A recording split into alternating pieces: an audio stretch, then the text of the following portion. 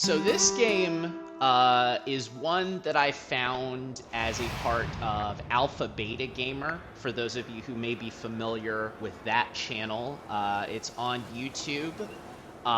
It's also on Twitter. And this game is called Kill the Crows, which it's an arena shooter centered around this character here, Isabella. Going into a Wild West town and killing some crows. The story of this game kind of plays out as you play, but the main thing that it is it's like you're intending to go through. You have a pistol, you have a unique ability called the Showdown, which you can use to slow time and, basically, kind of Deadeye, essentially. To be able to kill off a bunch of characters at once without a ton of risk.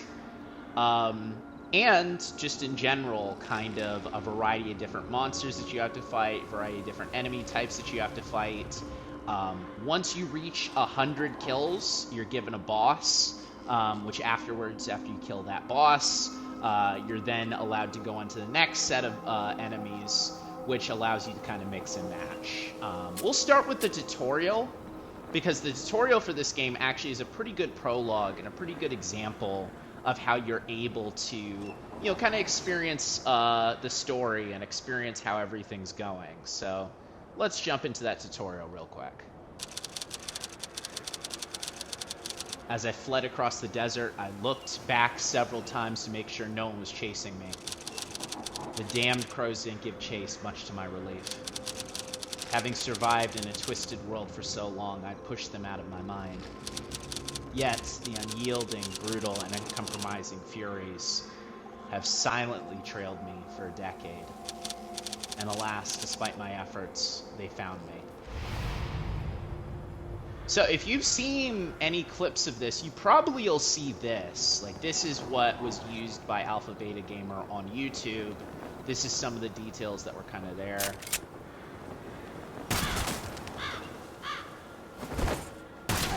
But you're able to kind of go through immediately and get a pretty good idea of the art style, the format, everything the way that it'll go. Who the hell are you? She ran out of bullets.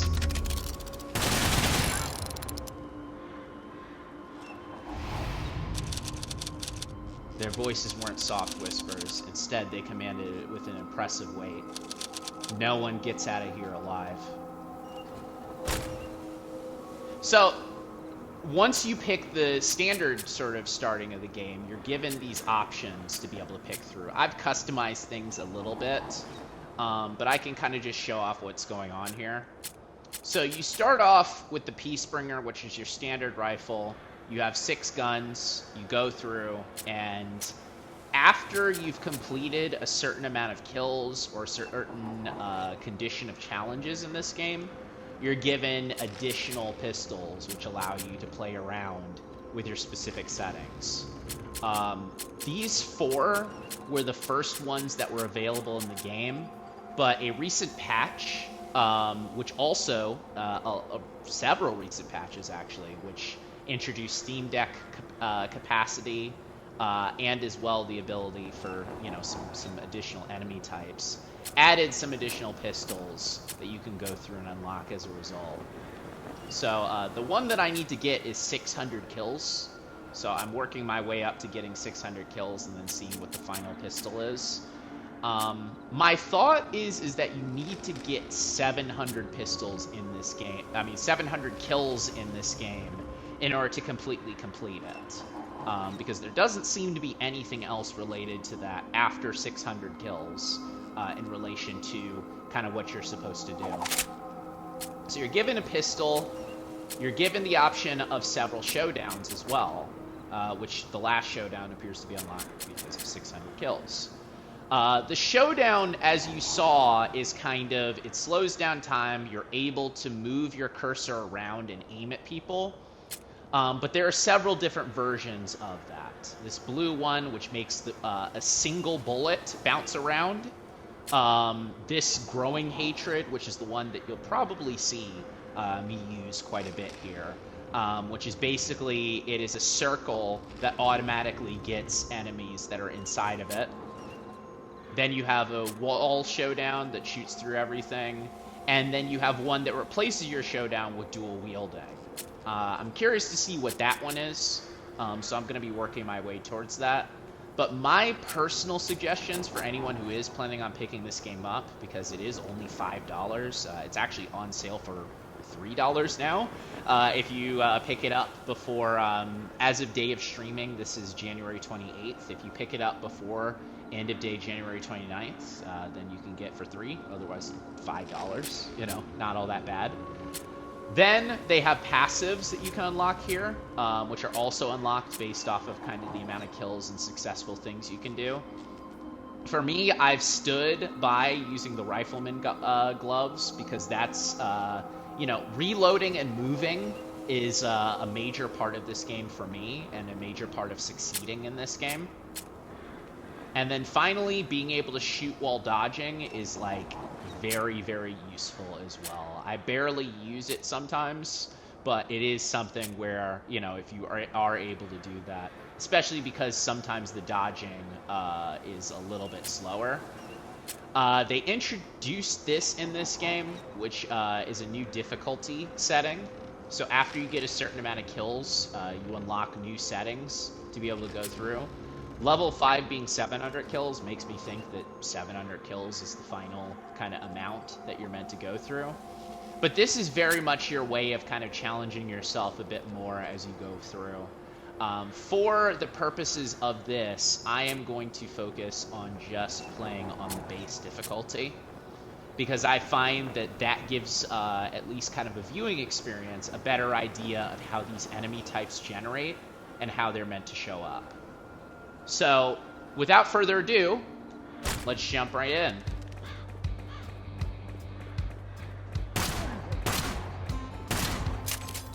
So this is like the shooting in this game is controlled with one button. The reload is controlled with the L1. Most of these guns hand reload. So it takes a bit of time, but there's no interruption that you have to worry about or no delay in between you being able to shoot. Like if you are shooting and you're reloading pretty regularly, you can pretty much kind of go through this game and handle enemies even as you're reloading. Something that becomes pretty important as you move through this, because there's definitely a lot of other enemy types. Like this one. With a shield, you have to roll past him in order to be able to handle him quickly. The standard enemy types, they shoot, but their bullets kind of are delayed a little bit. Those sharpshooters that you saw, the one with the green, has a little bit of time before they can actually shoot, but they will always be able to hit in a straight line as up until a wall. So you want to try and take them out before they even kind of like really start cooking. If you're able to roll, you can roll through bullets, and of course you can roll through enemies. Those guys shoot multiple times, so you want to try and roll to the side as opposed to rolling through them. But as the enemies start to pile up a little bit, that's when the showdown works really well. So you saw growing hatred right there. That creates a field of vision that allows you to attack and, you know, kill every single enemy that's in a direct path with you. So you see the bullets from standard enemies stop after a certain point. So if you're a distance away from them, then you're in a good place. But if you're closer to them and you've already expended a roll, then, you know. Anyway. After you've killed 100 enemies, you get a little quick cutscene with the boss of the situation, and then you're forced to face the boss. So this boss is basically kind of an evolved sharpshooter. He has a field of crows that you have to shoot the green ones to be able to disable his field. Once you've disabled his field, you can then shoot him. We've got bombers in this game, which are also great because they kill enemies, other enemies too. So once there's a lot more of them on the field, you can then kind of worry about it. you know, use that to your advantage, basically. Like here, for example. Or like that, actually. Sometimes I surprise myself. Now, the showdowns don't have to really you don't have to really have any consideration with the showdown as to, you know, what type of enemy you're shooting at. The only things is that most showdowns can't shoot through walls, and if you're shot while you're doing a showdown, then you die, regardless of whether you were kind of like prepping yourself properly. So you have to be careful mid-showdown at who's shooting at you or what's, you know, kind of aiming at you. Because if you're not careful, you could be, you know, charging up a showdown or moving things around and immediately screw yourself out of a good situation. The good news is, though, is if you are mid-unleashing your showdown, like here, you're impervious to any hits. So keep that in consideration for later. You know, hold that down, and then if someone's shooting at you, go. So this is one of the new bosses they introduced in one of the last patches. He's pretty easy to beat early on if you're careful. All you need to do is destroy those blue little bits there, and you're pretty much good to go. You may notice I'm fighting the bosses pretty quick before I can really kind of explain what their deal is.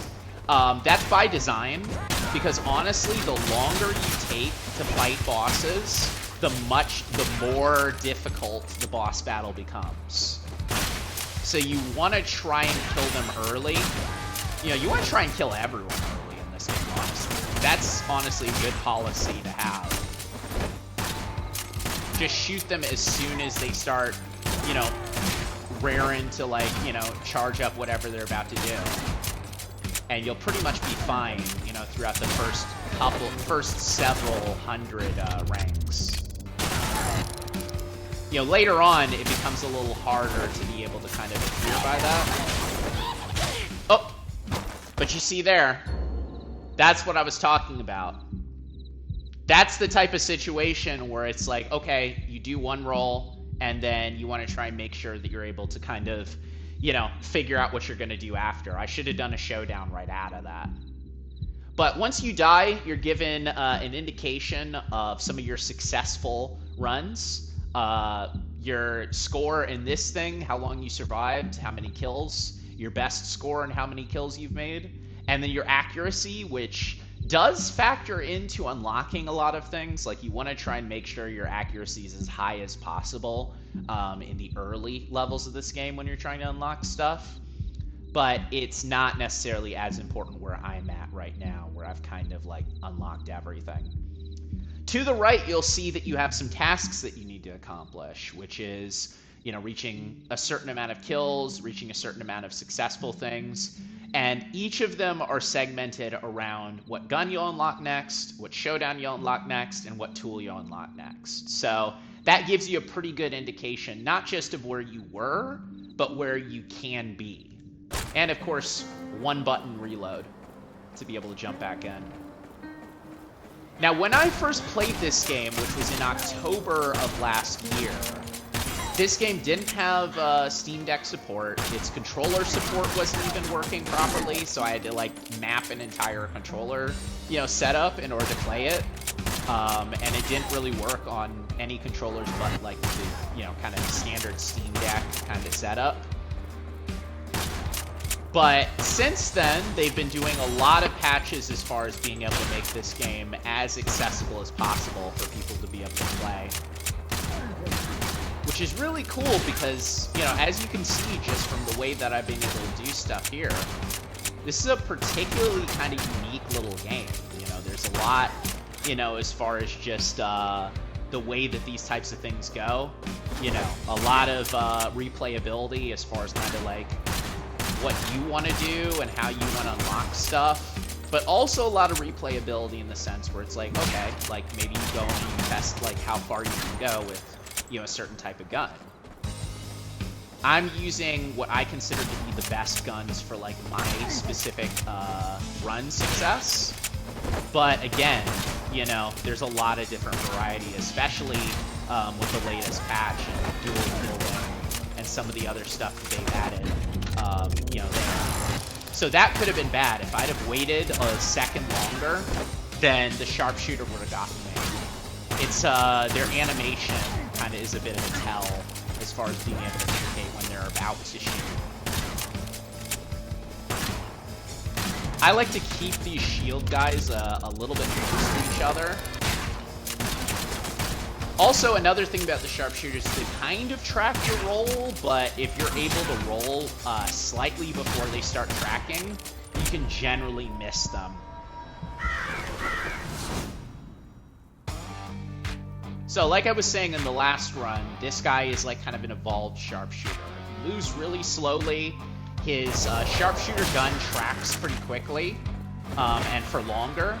But one of the things that's good about this is that you want to try and make sure... Okay, so yeah, that was something that I missed talking about. Most of these bosses actually do have... 2 out of the 3 bosses actually do have minions that go with them too. So if you do, you know, take a little bit extra time to kind of like kill them off, you will have to contend with way more enemies on the screen, and that can distract you from being able to kind of, you know, destroy the weak points, accomplish your goal, be able to just in general succeed. So that's why I'm killing these guys as quickly as possible. When we inevitably go this again,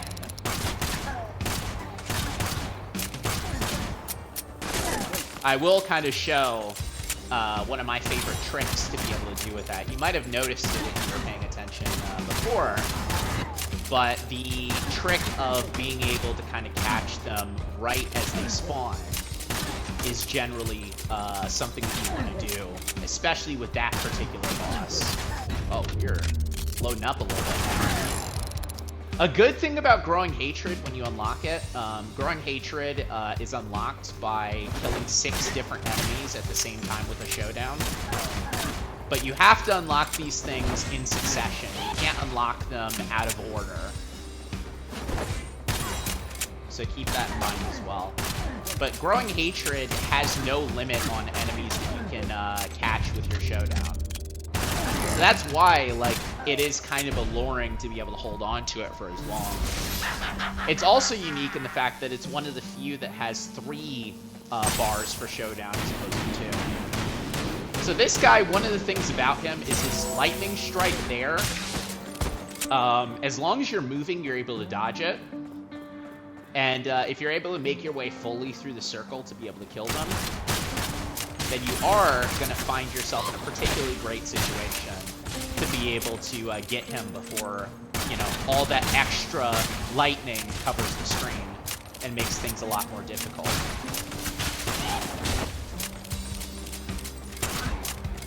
So you may notice, like, I'm literally just shooting once and then I'm reloading right after. It's because of the fact that there's so few opportunities to kind of like really hide and reload that you do absolutely want to make sure that, like, hey, if you're in a situation where you don't have to worry about enemies even for a second, that you're reloading. Like, after you've killed an enemy, just start reloading. You can shoot to interrupt the reload time.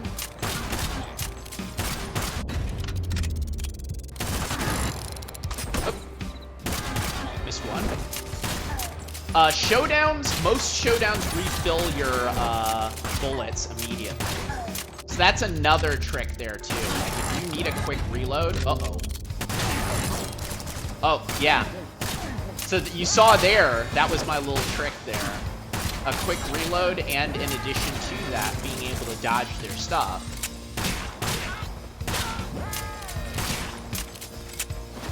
Because of that. Now it's time for one of the most difficult bosses to deal with in the game. This guy here. So he has 2 enemies that you have to kill in order to disable his shield. And while you're doing that, he has the ability to do this quick delayed charge to kill you instantly. And also these bulbs, which are hazards around the stage. Thankfully, he doesn't also summon enemies. But a good trick of being able to dodge him is to put yourself in between the hedges or in between something shielding, and then just wait for him to, you know, try and claw you there. Killing him activates a new enemy type, which are these guys here who jump into your space, very similar to the way that he did, to be able to try and kill you.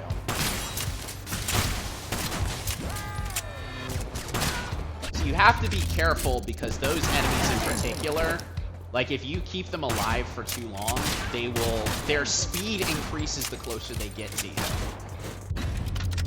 So it's good to have some showdown on you.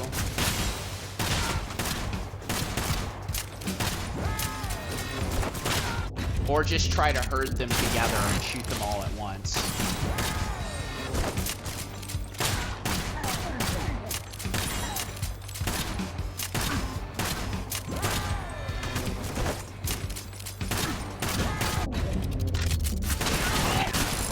Oof.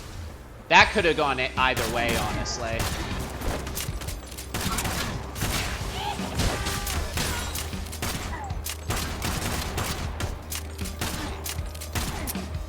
Oh. So you see, this is exactly the thing I was talking about here. This is why you reload as quickly as you do. Because you could suddenly put yourself in a position where you're like, well, almost about to get stabbed or shot or killed in some way. So every 300 kills, you revolve around back to the same boss that you have. Again, a thing that you want to do before he's kind of moved initially to start the game is to, you know, give him a quick shot to the head real quick. If you leave him alone for too long when he's stunned, his tombstone will emerge into some of those ghost monsters, which again, those ghost monsters are not...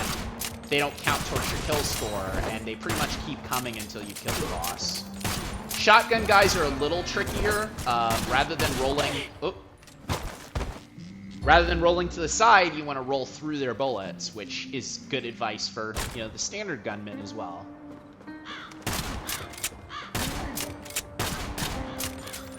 But those guys show up much earlier in sort of higher difficulties, and they can be a bit of a headache to deal with. Which is why I picked the base difficulty to start with this. Because I don't think that I'd be able to talk and do this at the same time if I was, you know, having to deal with enemy types sooner.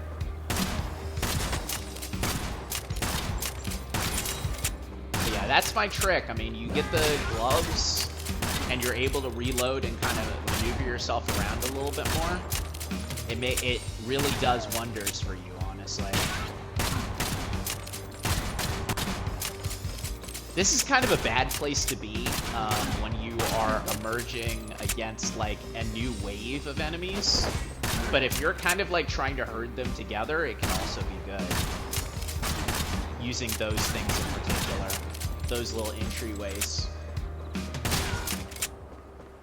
Yeah, once the waves start to get a little bit more populous, a little bit more full, it makes it a lot harder, but not impossible.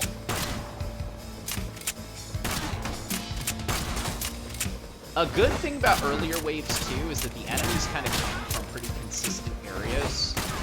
You know, you're not having to worry about like a bunch of enemies popping up on you like, you know, immediately. You know, out of all, you know, sides. They take a little bit more time to kind of walk into frame and you know, have to be fought, basically. And in earlier waves, they generally have more of these guys, who are a lot easier to deal with if they're just on their own, basically. The only thing that I feel like really makes them difficult is if you're surrounded by other enemies and you're, you know, having to dodge at the same time. They're surprisingly fast.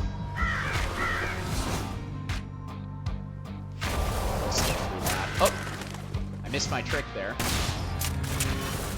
But yeah, you really can just start on them like almost immediately.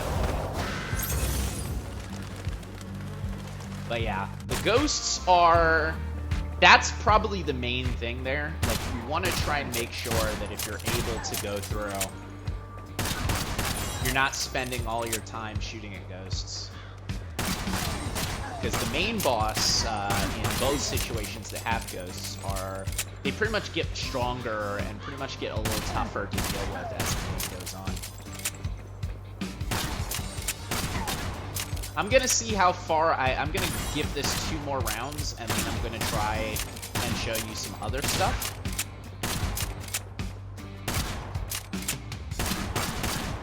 I just kind of wanted to give my first few tries the ability to show off kind of distance in this game before we get into some of the other interesting mechanics. And more recent updates as well.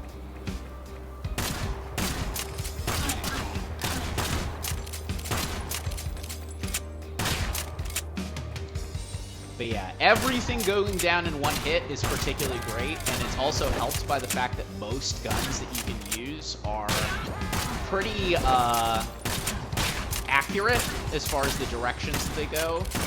You don't have to worry, like you know, the enemies do, about kind of your bullets stopping at a certain range.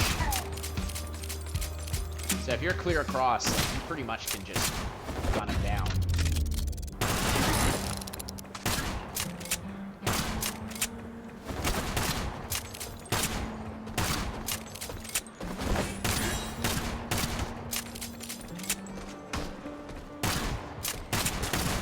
This is probably the weirder thing. Okay, there we go. I was getting worried there for a second.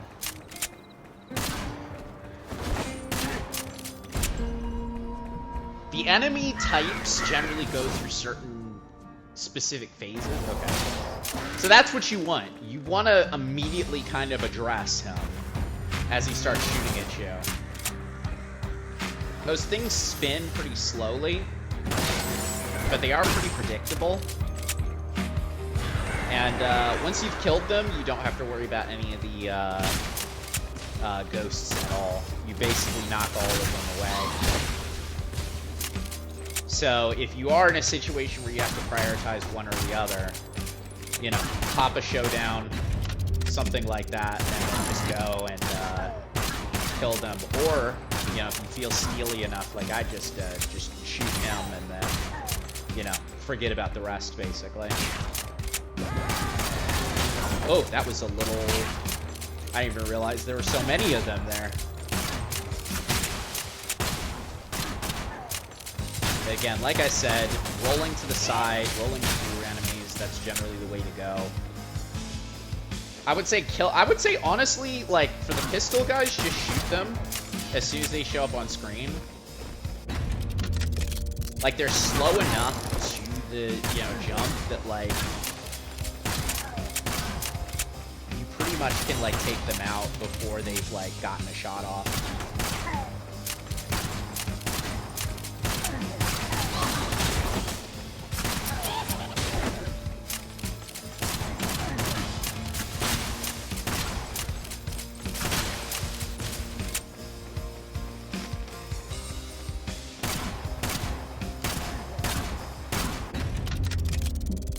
Yeah, part of the patch was adding an ending to the game, so that's why I'm like, oh, 700 enemies is probably the final kind of standpoint there, and... Oh.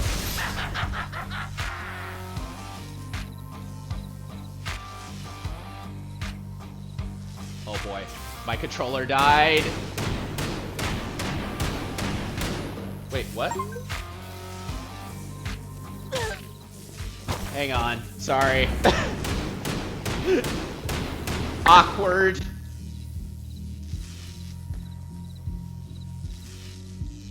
Give me 2 seconds to prop my stuff back up here, guys. My mistake.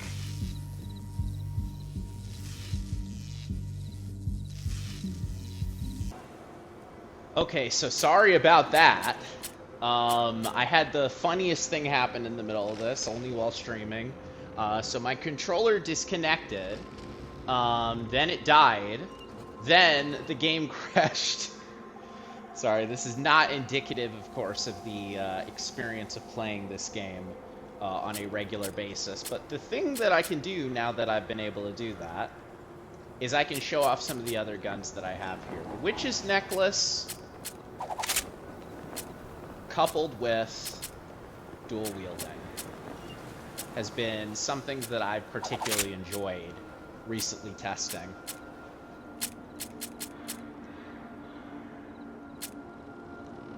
It's something where I'm able to kind of look at it and be like, okay, so anyway.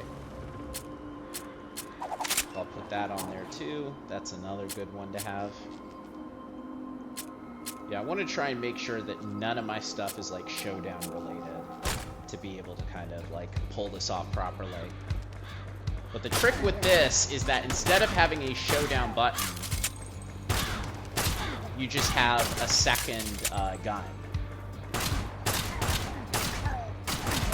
And you can see the Witch's Necklace is particularly full of bullets. The only thing with this gun is that its range is a bit shorter due to the fact that it misfires a little bit the more you shoot it.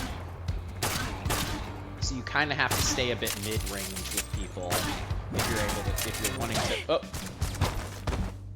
if you're wanting to pull stuff off.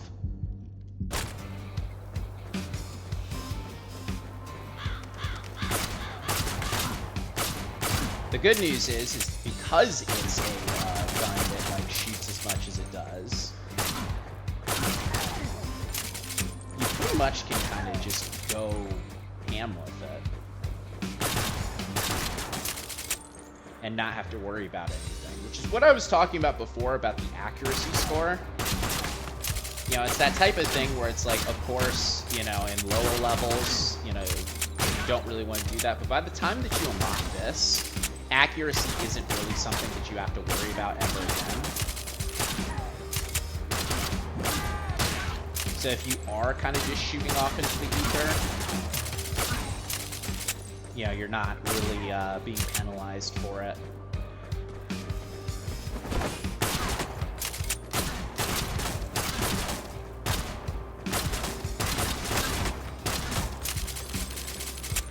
And as you can see, it does reload pretty quickly in this sort of setting here. But that's why I like it being dual wielded, because even if with the accuracy you miss a little bit, you're able to pretty quickly kind of like respond rather than having to worry about like you know, anything else going wrong basically.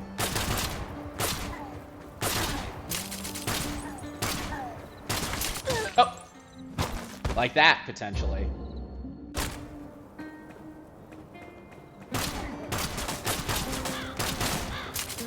It does also kind of take away your like excuses to a degree. Like showdowns, as good as they are, they pretty much can be one of those types of things where it's like, okay, like I was showing before, you can kind of rely on it as an escape.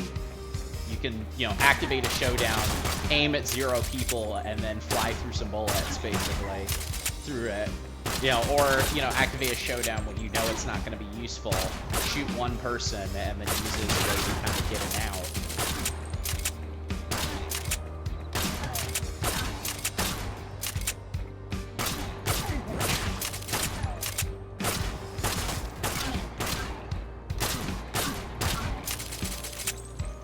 I do still favor the regular kind of button for shooting, even when I do have this setting.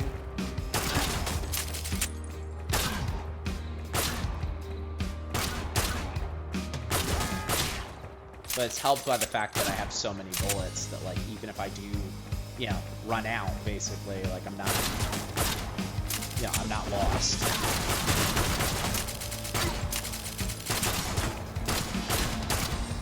Obviously, the trickier thing comes when you're getting overrun by enemies.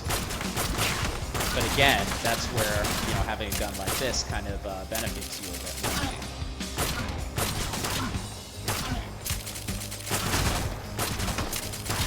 You can kind of overwhelm people a little bit more.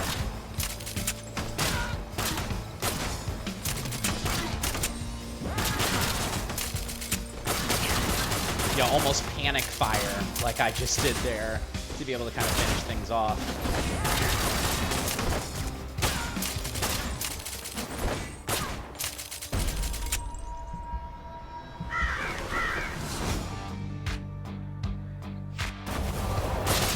So again, they take a bit of time to be able to kind of reset, and usually when they reset as well, this boss does, he generally kind of resets with the thing that you have about to kind of revolve in your direction if you are able to position yourself really well. So it really is just all about kind of making sure that you're in the right spot to be able to shoot him, and in the right spot to be able to kind of finish him off after.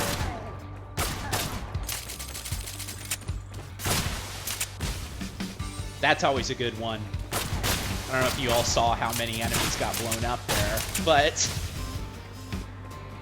that's exactly what you want, actually. The thing that makes this mode as kind of like easy as it is, or easier to kind of deal with as it is the fact that enemies kind of group up together. So you can kind of see, like, immediately as they're kind of running in, that they are kind of grouping together or hiding behind specific types of enemies or doing stuff like that. Especially these melee axe dudes as well. Like they in particular are very, like, they'll group up behind each other to kind of make sure that you shoot one, but you might not shoot all of them. Not that it matters, of course. If you're careful. Which I am. Alright, so that's the first 200 done. This is where I had my catastrophic error last time. But again, the trick is just to kind of slightly move. Shoot him through once that's done. You can't shoot through that field until you've destroyed the little gems. But once you've done that, it's basically just shoot him from whatever distance you possibly can, and the fight's over. And like I said before, the trickiest thing about that is not only does he have those little electric bulbs that you saw flying around the screen, which take up quite a bit of space, but he also has little axe ghosts as well that can be quite a headache to be able to dodge around.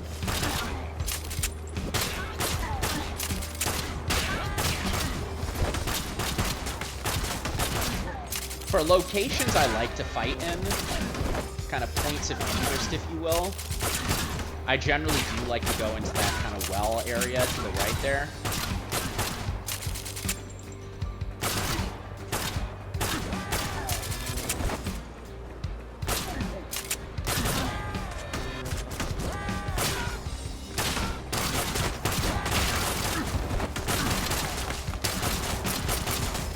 What I'm doing here, like I'm wasting a lot of bullets, but the good news is, again, you reload so quickly, relatively quickly anyway,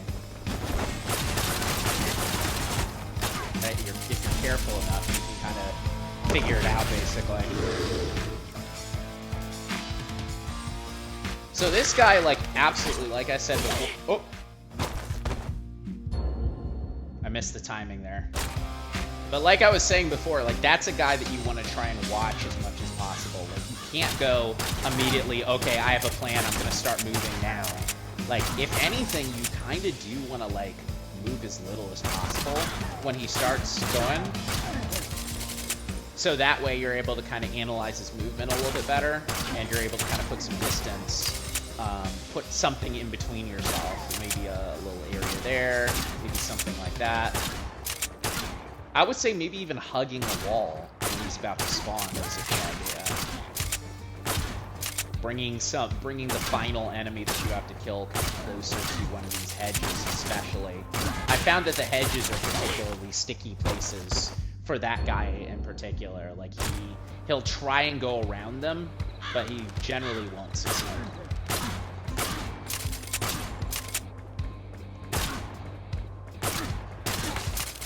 After this, I'm going to show off some more of the showdowns.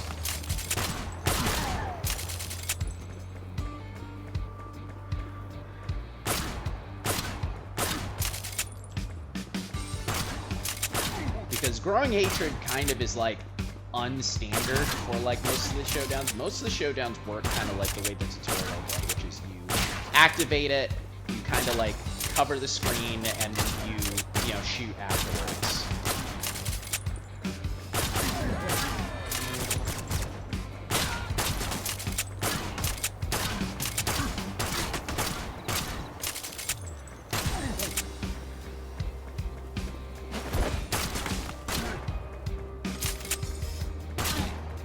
Always want to make sure that you're reloading. Like right after you've killed somebody, because, you know, if you've been able to do that and you can kind of keep yourself moving pretty well, especially with the gloves, you pretty much can do a full reload or like a good partial reload with all of that going on.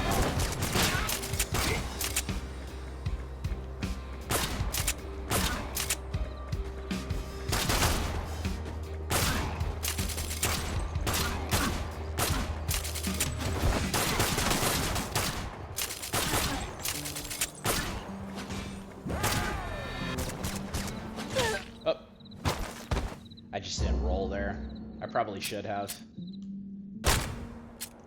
But either way, so additional guns that are particularly useful. The partner is the one that I just unlocked, which is pretty much just like you try and, you know, get as far as you can without the showdown. This one's pretty powerful, honestly. It's 3 shots, but it's a very kind of long-standing shotgun, honestly. The only thing with some of these, so Crow's Eye is pretty standard. The Blue Constellation is, this is one that I would consider to be like one of the, like, this basically replaces the Crow Eye in a sense of kind of what you might want to do there. The only thing that's a little tricky with it is like if the path that you're aiming across isn't like standard, then the bullet might get lost or the bullet might run into something and you might lose it. Which is why I like to use Growing Hatred, because, you know, that kind of makes up for 2 of the, you know, weaknesses of the other 2. But Cursed Gaze, which goes through walls, is one that you can kind of consider to be, you know, its own unique standard. I'll show you all how it works. So first of all, this is a very strong shotgun. But again, the thought process of reloading just as soon as you've shot is almost more important here. You know, the last thing you want to do is have 3 shots and then be like, well, you know, I've shot 2 and I need to reload. And, you know, you're about to get shot yourself. Obviously, the thing with the shotgun is you want to kind of group enemies together. You want to try and make sure that you're making the most out of your bullets. Sometimes that's obviously not possible, but it kind of changes the way that you think about this. Because all of a sudden you're not thinking, oh, you know, an enemy shows up, better shoot them. You know, because you can't shoot across the way like you can with the other things.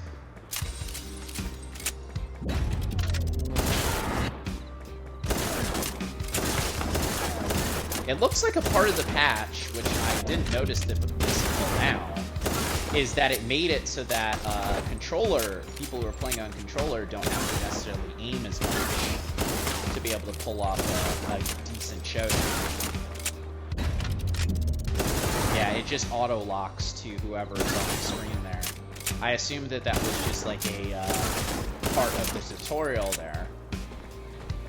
But it definitely makes it a little bit more viable to choose something like this, as opposed to Growing Hatred on the controller. Because not only can it shoot through walls, but you can also kind of get a little bit out of it.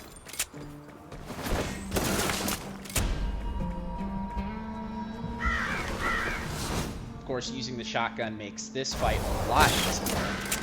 Because you don't necessarily have to aim as much. You kind of can just go and do that.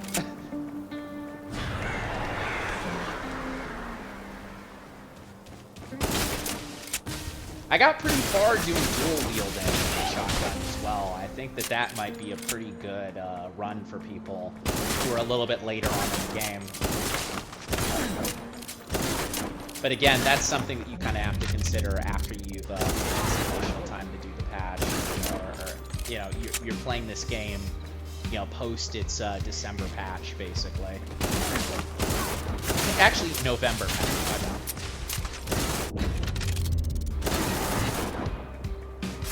The only problem, of course, with most of the other showdowns that are kind of more pointed like this is that they have, you know, limits on the enemies you can get. Of course, there's buffs that you can pick out of that allow you to get rid of those problems for yourself. And this is what I was talking about before. Like, you want to make sure that if an enemy's mid-swing, just let the showdown go. Don't hold down on it, because if you're wrong, if you're not able to kind of like target the things that you want to target, then you're screwing yourself out of a good run.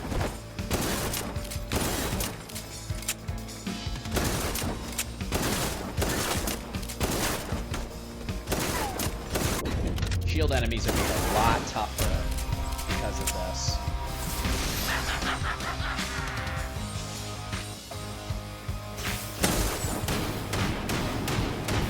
Another thing about shooting those is you have to shoot them from the outside rather than the inside.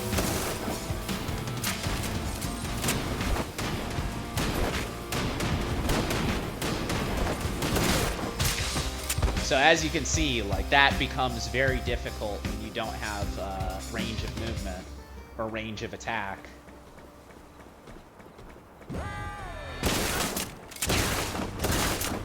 You're left with a lot more things to have to worry about.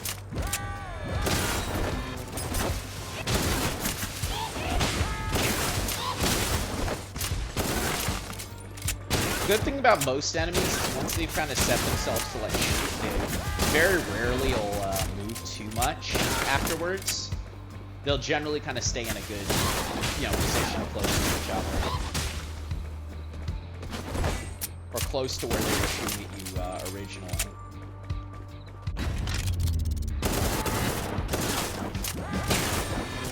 Oh!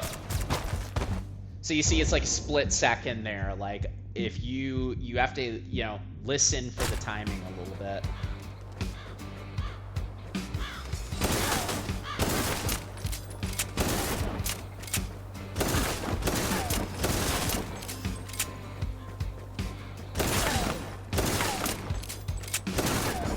The thing about this shotgun that's particularly good is that, like, its cone is particularly long as well. So like I was talking about before, the enemies generally kind of come in, you know, one after the other if they are coming in groups.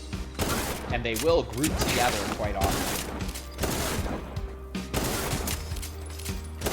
So you kind of can, like, if you're careful enough with it, position them in spots. We're killing 2 of them at a time, killing 3 of them at a time, killing even more of them at a time. Isn't all that hard.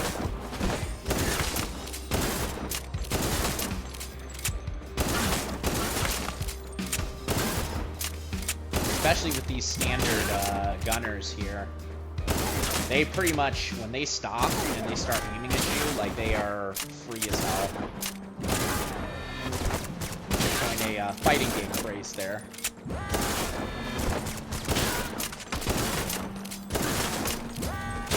Use a fighting game phrase. I'm not coining it. Other people coined it. So yeah, I did roll at the last second because I honestly wasn't sure if I was going to be able to keep my invincibility there. That's something that's kind of good, like, to do when you're doing showdowns, by the way. It kind of puts you in a good position to be able to get out of the way of anybody that you might have missed. something that's not as much of a worry with the, you know, growing hatred, which I like to use, or some of those types of guns. But like, for example, the Blue Constellation, which is the first thing you unlock, like, you can totally mess up as far as the way you're trying to arrange that. And you're left in a situation where you're like, well, you know, maybe, like, I don't know. Maybe I just kind of get up and do it again, and then you get shot, or you get blown up, or you get axed.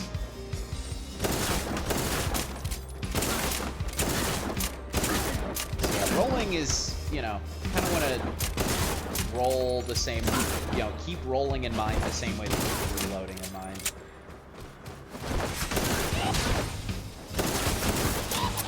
I will say that, you know, even though it's, you know, it can be supplanted by some later, you know, upgrades, that this upgrade to rolling is pretty great. It basically makes it so your cooldown for your roll is way shorter. Like, it's almost instantaneous. As opposed to the regular one, where you have to kind of walk it off a little bit. Just a little bit. It's not too bad.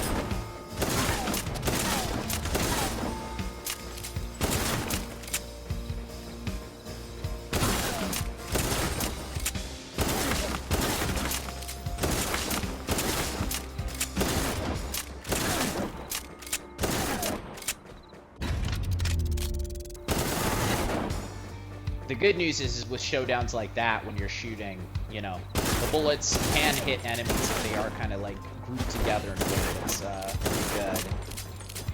So I'm gonna put my theory to the test. Yeah, once that bell rings, you stop moving. Oh, it's the wrong one. This one positions itself based off of kind of where you finished your last enemy. Like, generally, if you're in this general area, it'll position itself here. But otherwise, it can move itself to other places. I would say moving it to kind of that central area is probably the best policy route.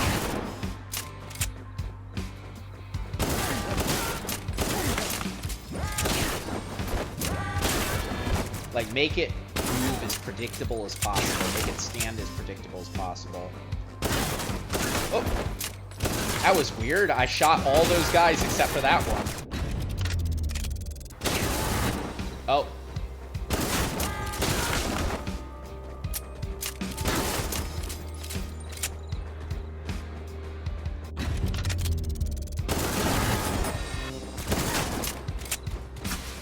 But yeah, you saw there, I could have, like, just gotten stabbed by that guy or axed by that guy right after if I wasn't moving. Oh!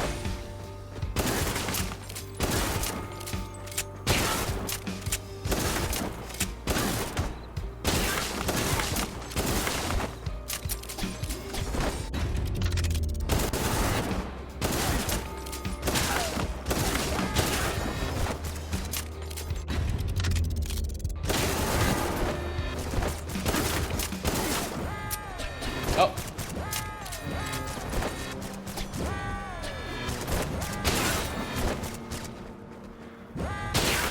Wow, yeah, that's really good. There we go. Proper shotgun gameplay. Oh! I think it was because I was shooting.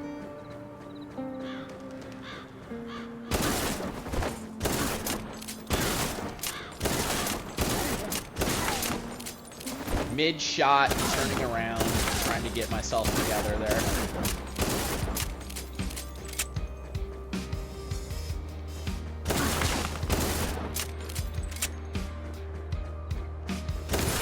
No problem. No worries.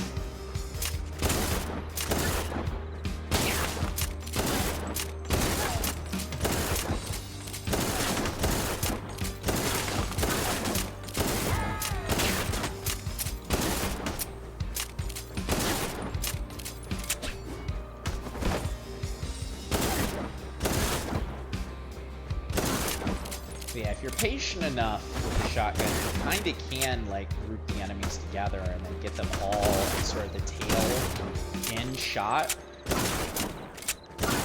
Especially pulling them into these sort of alleyways. Like, it's not good to stay in there consistently. Like, you want to make sure that, like, you can't be surrounded.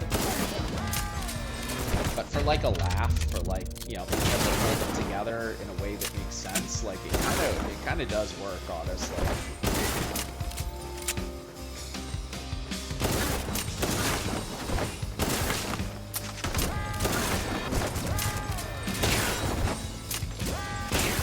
I was almost out of time there.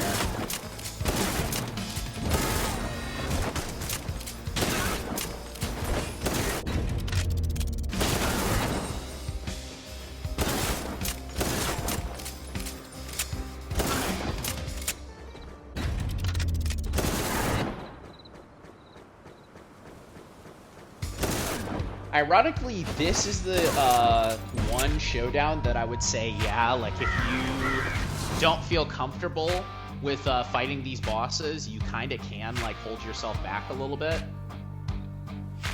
Use that as a way to be able to kind of... Oh, there we go. Almost missed him.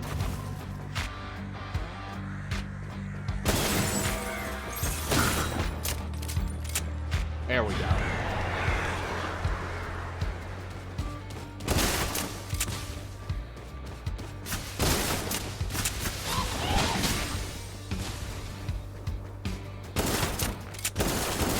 So yeah, this is the exact kind of movement that you want to have here.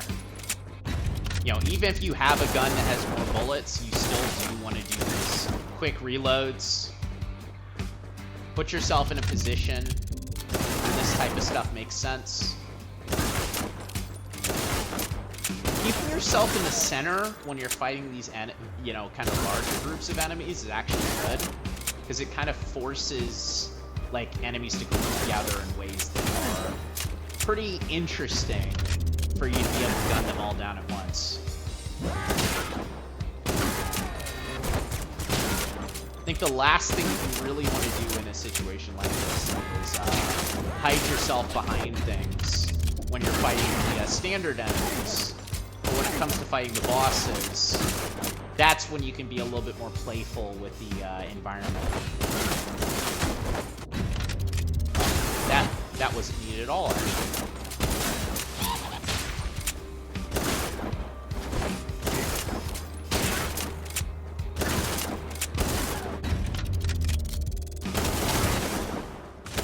Ooh. I was just aiming. I was just playing around. I didn't even see what was going on. Anyway, bullet, bullet, bullet, bullet, bullet, bullet. We got it. Caw, caw, caw.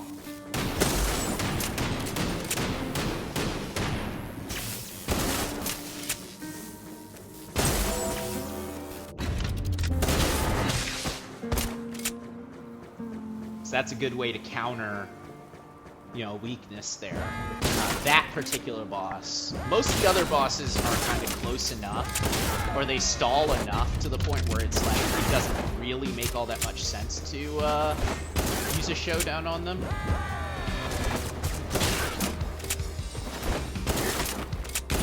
But if nothing else, you can kind of put yourself in a good spot.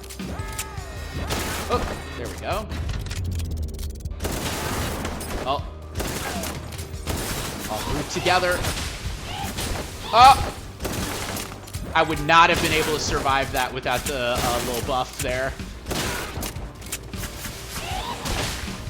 Normally you can't roll that many times. The good news about most of these enemies being this type of thing is that generally, number one, all of those count towards enemies that you killed. And two, like, they generally can do little chain reactions like you saw there. Oh! But then there it goes. You think too hard and you get screwed. Let's see. Oh, Zetaslow, how are you? Hopefully you're doing well. See you in chat. Or hanging out.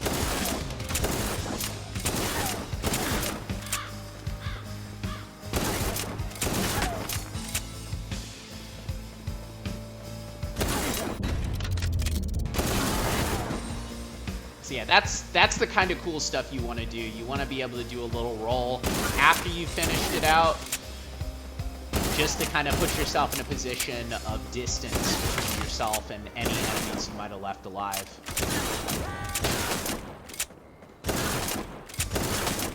And especially with this, I mean, like, you have to worry about kind of the count of enemies that you've captured with it. That's something that's pretty crucial, especially towards the end. Like, me getting to almost 600 and dying was because, in part, of me, you know, not being able to roll out of the way like I should have.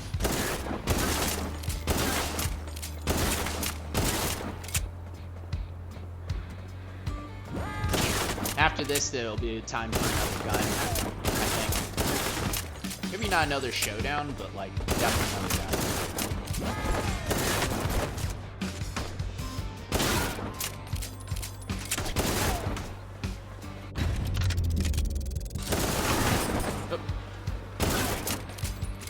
You see, that can only capture 5. If I hadn't rolled, I might have gotten shot still.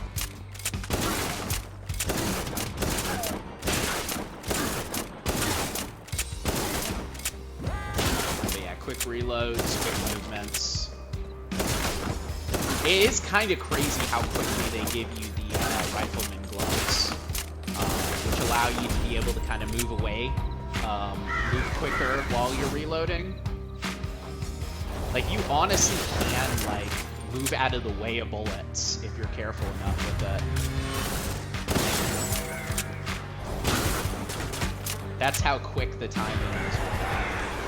It probably helps that I'm, like, you know, reloading off of one bullet shot and then, like, you know, immediately kind of restored to my normal speed. But even then, it allows you a little bit of distance from yourself, all the other stuff that's going on.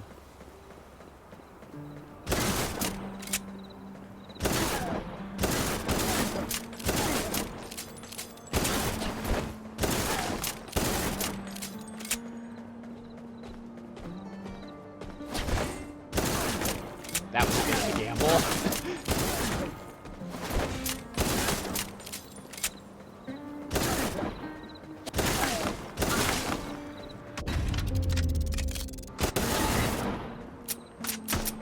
Oh. Forgot to reload.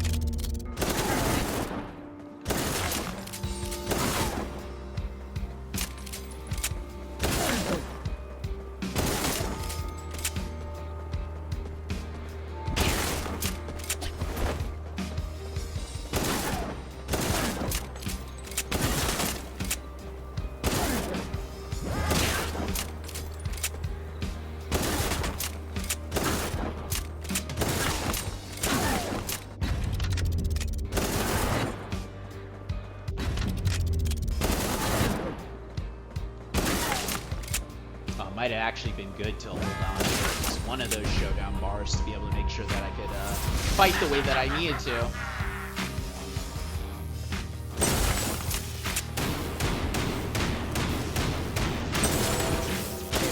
But yeah, luckily, he landed in a spot where I could kind of go around him pretty quickly. I haven't circled back around to him yet, but second phase of fighting him involves 4 separate bulbs around his body. So you're not going to be able to do that as quickly as I've been able to do it with the other stuff. Oh, see, that's what you want. You want the chain reactions with these bomber guys. You want them to be able to kind of group down like that.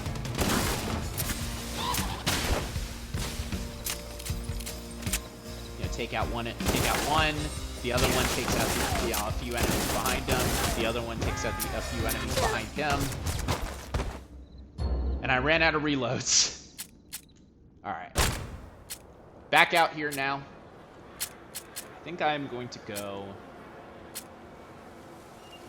with, I'll do the pocket cannon actually. So this is piercing. You have 5. But the good news about this one is that you can shoot multiple enemies, much like with the shotgun. The main thing that's kind of different with it, of course, is like you know, you don't have the spread. But it's quick, it reloads quick, and you're able to kind of deal with a lot of stuff there. Similarly, I think I'm going to try...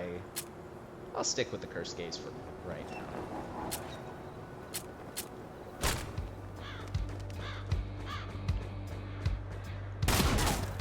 So yeah. Especially in situations like that, when enemies kind of sit behind each other. That makes it particularly fun to kind of just group them all together and then blow them all away. This is something that in later phases is going to be particularly nice. The only tricky thing, of course, is the amount of bullets that you have and the versatility of kind of your shots. You know, with this, much like with the shotgun, you kind of are left in a situation where you're like, well, you know, I have to kind of try and not waste as many bullets. Because a full reload takes the longest, I think, with this one out of all the guns that you have. It's 5 bullets, but it takes like an eternity.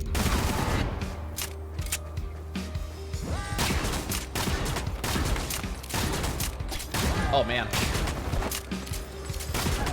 I was wondering what was going on there. Okay.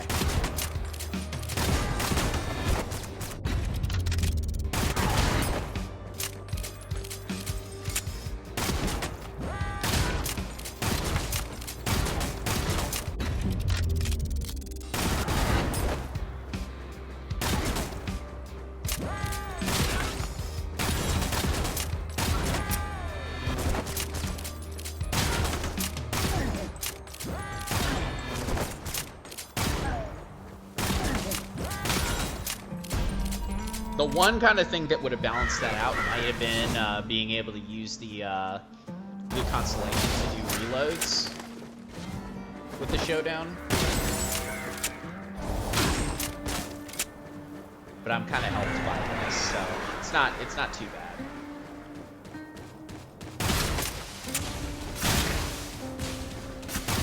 Look at that. Long reload time notwithstanding, this is like a pretty solid gun to pick out if you're trying to kill a lot of people all at once. And if you're agile enough... Oh, wow! I should not have survived that.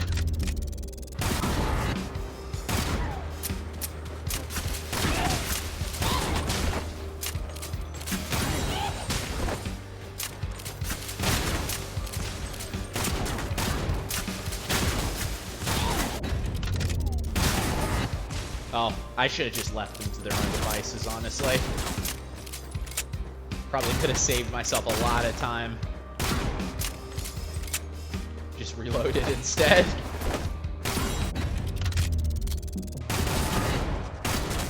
Oh god.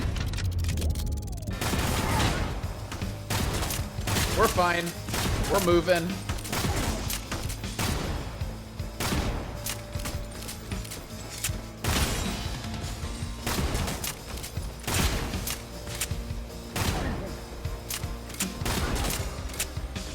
Okay, 2 left, and it's these guys.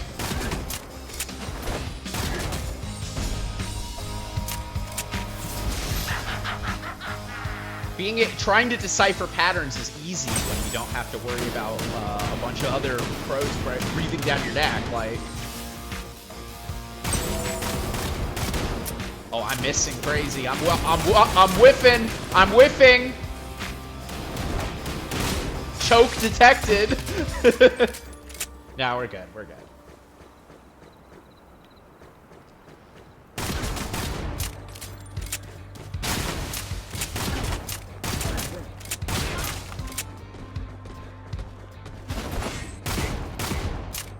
Oh, I must have hit his shield or something. I was like, what happened?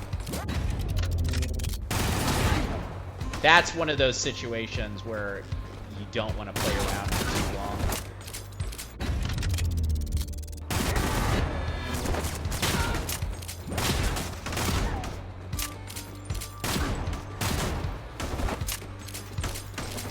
Oh, oops. Nah, you're all good, Otaku. Also, thank you for following.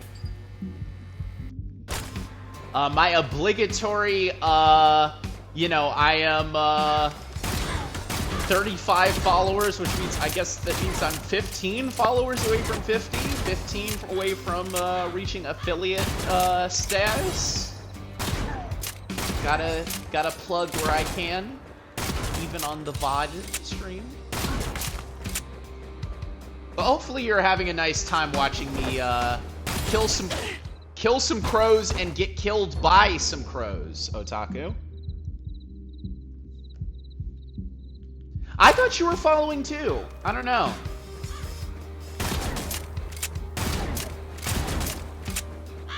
You've been in here a few times, so. But oh well. Hopefully your day has been going well.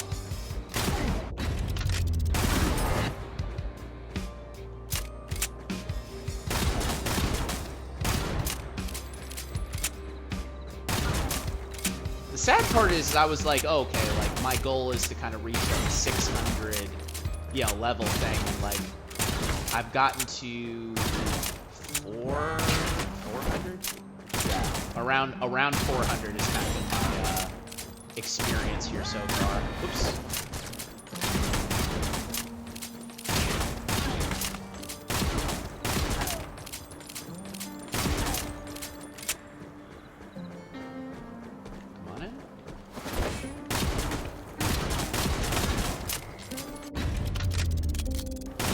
Come and die!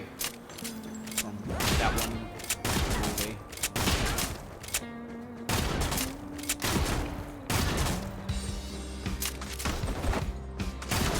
Oh.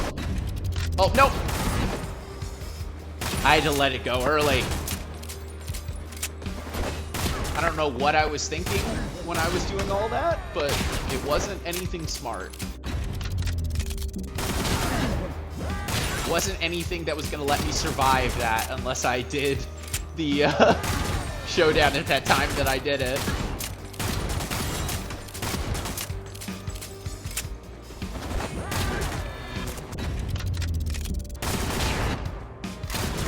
I could have sworn I aimed at him. What's going on? You moved?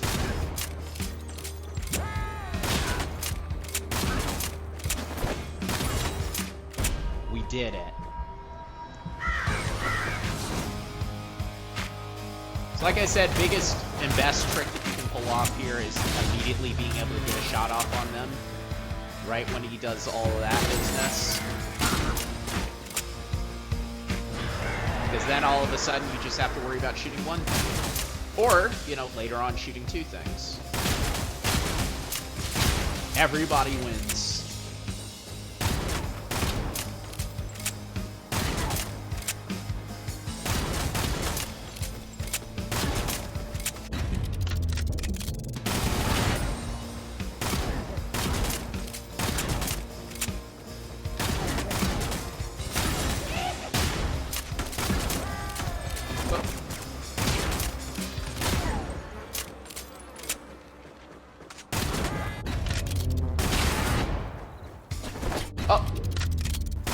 Oh wow, I moved out of the way.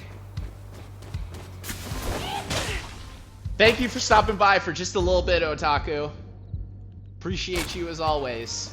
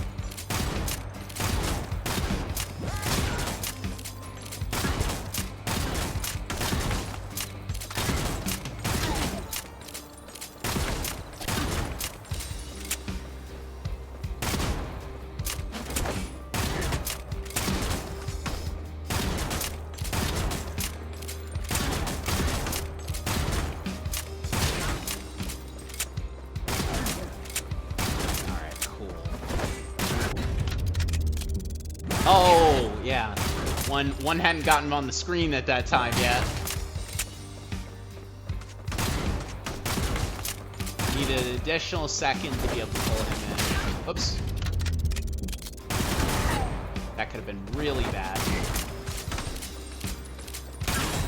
But yeah, you see like that, like you literally can just kind of sit there and kill them the way that you feel like you need to, basically, you know?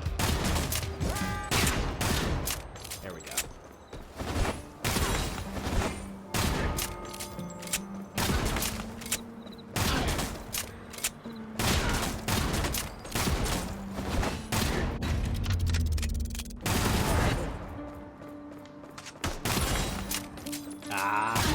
Almost.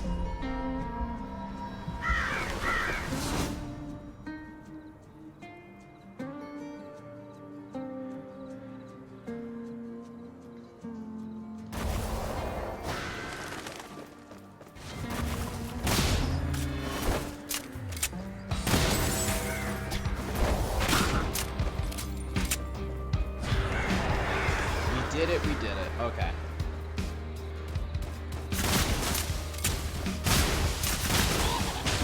Yeah, this is the phase that you want to have. This is the type of phase that you want to have. I find it interesting because I think, like, the one that I died on, the one that I got furthest in, was, like, that was, like, a bunch of them running in and, like, 300 or 400?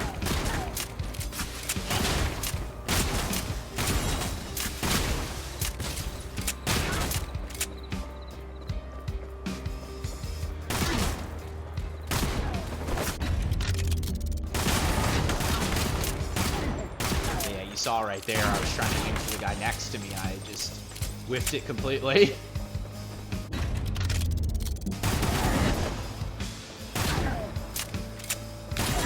Oh, got 3 there.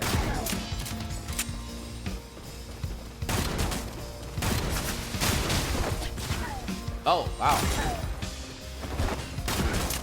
That's what happens when you wait for them to die. Like... Oh.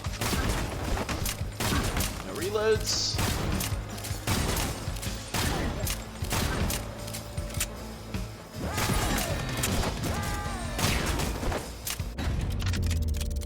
There we go.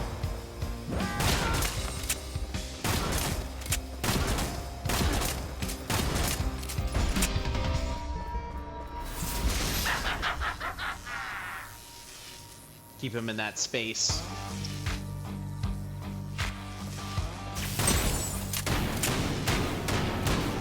Sometimes that doesn't work because he's too close to the field, but sometimes you can thread the needle in between some of these areas. You're not supposed to be able to shoot through the blue field before you're able to kind of like get to where they want to get to, but sometimes the game feels like it's not playing by those rules. Oh boy. Yeah, that would have been me dead if I didn't have the little perk.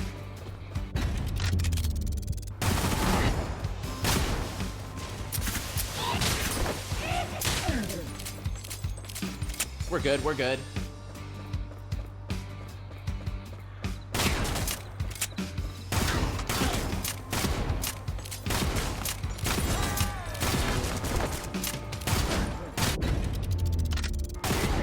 That time.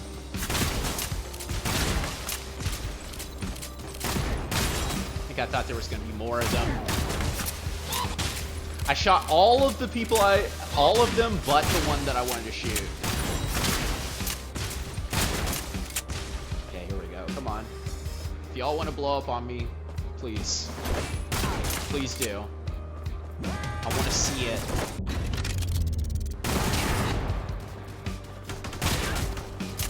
I want to see the explosion.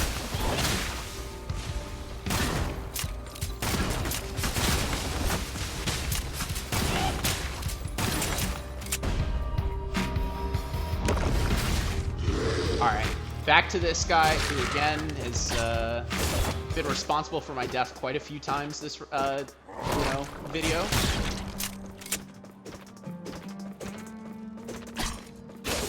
But you can see there, if you're able to put distance between yourself and him. Oh! Then you can get blown up. Hold on a second.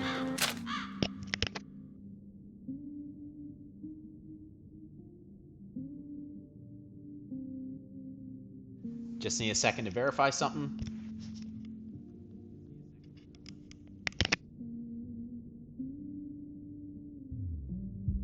Shouts out, shouts out. All right.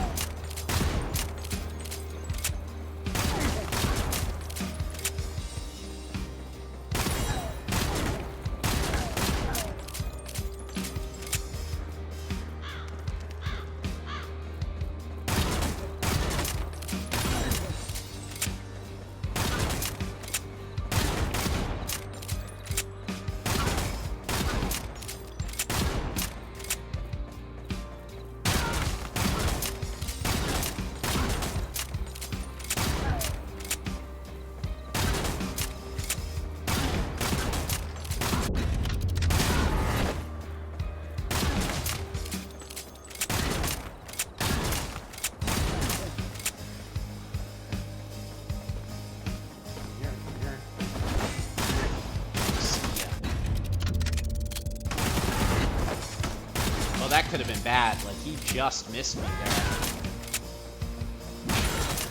I guess the good news about, like, this showdown is you can kind of move a bit while you're using it, versus some of the other ones where you can't. But anyway, I'm going to show off the final showdown that I have unlocked. And I think I'm going to use it with the Royal Custom, which is the one that I prefer. So this one, they actually did rework, because before, I actually don't really understand how it worked previously, and I feel like also they kind of came out and were like, well, you know, this clearly needs, like, rethinking.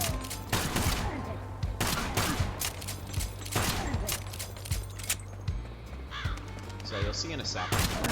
This one takes the longest to reload, honestly. Even after killing a good amount of enemies. The showdown, I mean, not the gun.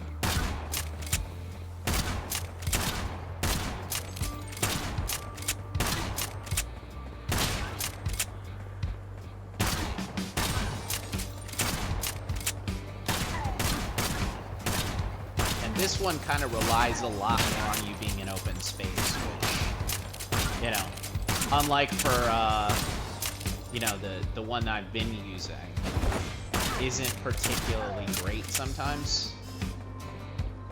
Like, you definitely want to be able to have the option to say, okay. The good news is it can hit the most people out of the base showdowns you can use. So that makes it particularly good to select at the start. It pretty much makes the original obsolete for the most part. If you are careful enough with it. But again, it's the type of thing where you want to be careful to make sure that you're using it the way you should.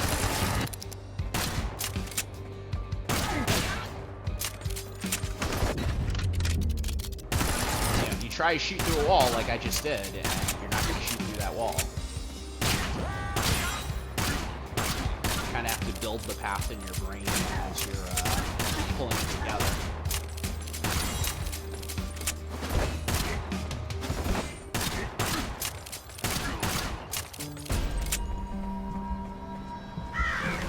Here. I'm not going to skip over the dialogue for anyone that we haven't seen yet, or any dialogue we haven't read yet. But in situations like this, like, it helps my reaction time to be able to kind of go and see and be like, okay, you know, you popped up, now you're going to start getting into your phase, and I can shoot you, and I can start, you know, start getting business done immediately.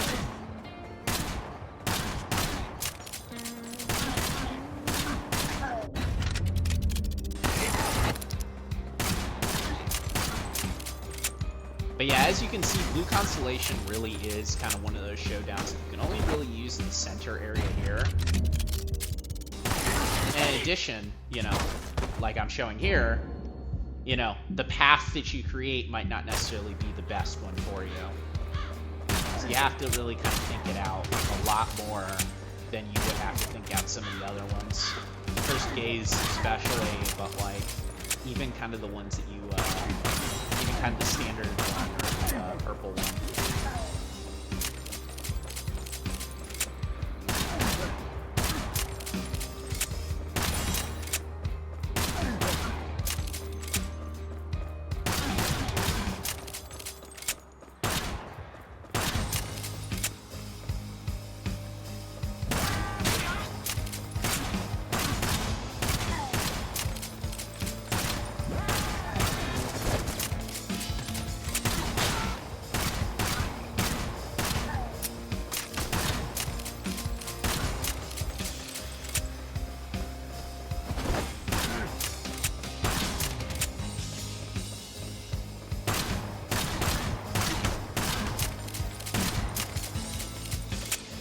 Again, if you are careful enough with the way that you strafe, you know, while you're reloading, you don't really have to worry about these standard enemies too much.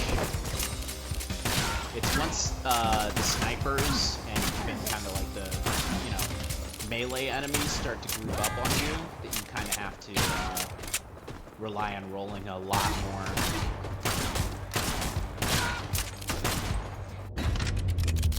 Nope. That's not the path that I want to use.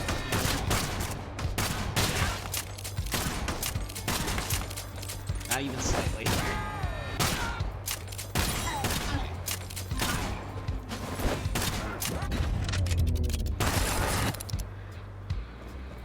The good news is with the Constellation, even if you are a little shaky on how to like structure your shots, you still have you know, you still have a full reload coming out of it, too.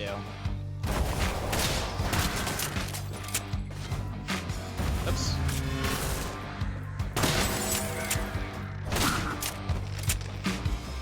Give that a go.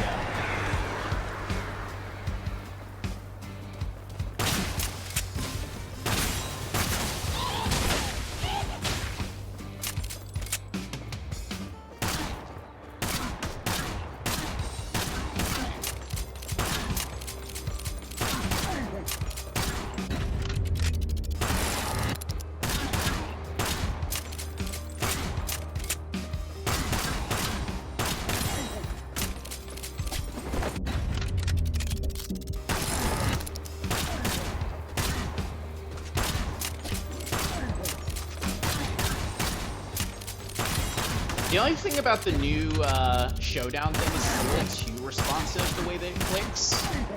I think like if we're doing this like as a, okay, like use it and then it bounces instantly, like you kind of need to be able to have the ability to kind of like think it out and reset. Because if you don't, then it's wasted in situations like that. In most situations, honestly. Because with the standard one, it's like, okay, well, you could shoot through, you could shoot into a wall or something like that. But back to Growing Hatred, back to our standard kind of setup. We are going to try and go the distance here now. We were doing that before, you know, for who's paying attention in that sense, but this time with our standard setup, the way that I like to play generally, we've warmed up officially, and now we're gonna use the tools that I've been talking about. My goal is at least to hit 600 by end of this stream. As far as what do you call it? My amount of kills. But I'll be very happy to go further than that. I just know that once you reach 500, there's a particularly nasty new enemy type that comes in.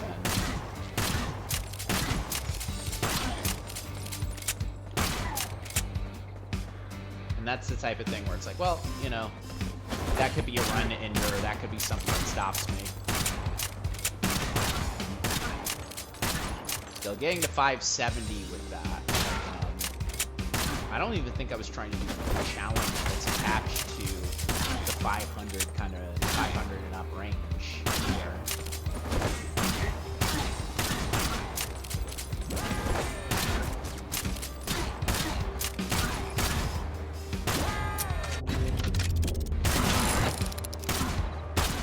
So hopefully I can find success as far as that goes.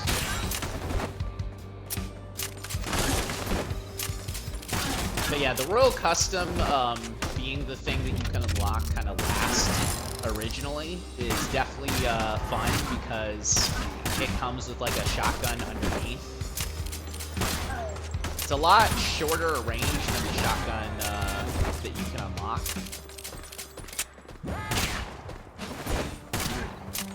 But it's a good way of being able to kind of cover your ass.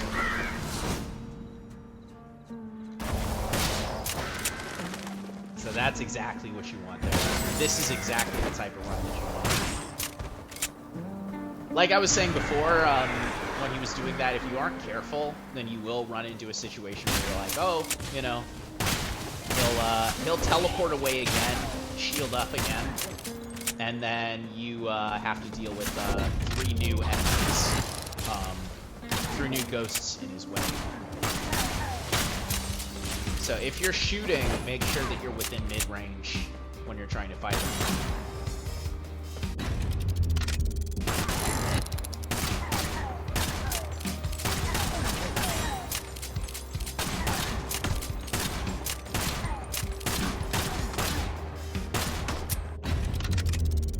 This is a perfect situation.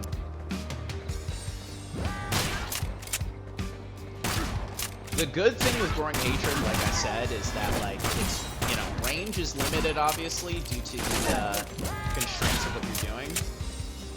But the fact that you can catch, like, pretty much all the enemies that are close by to you, if you're careful with it, then you're, you know, that kind of makes up for it, honestly.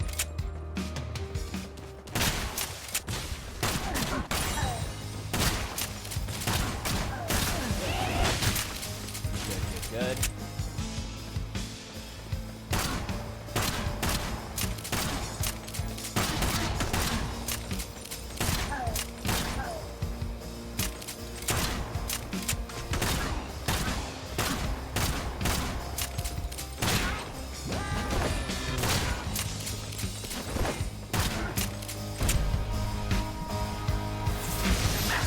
Oh, I'm like right inside of his little cage there.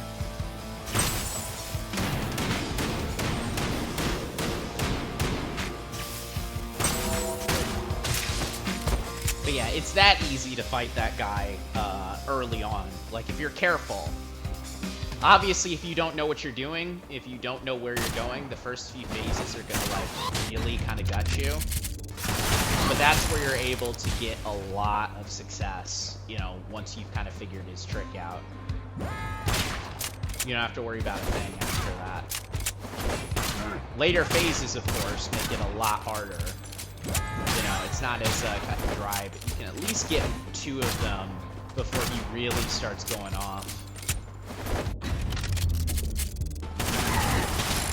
I played a little too close there. A little too risky. But luckily, get a bit of safety there. Don't have to worry about that.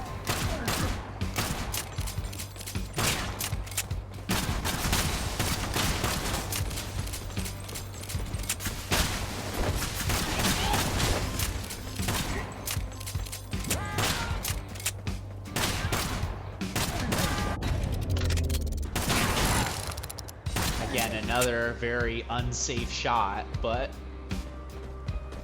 sometimes it's good to be able to kind of be risky like that.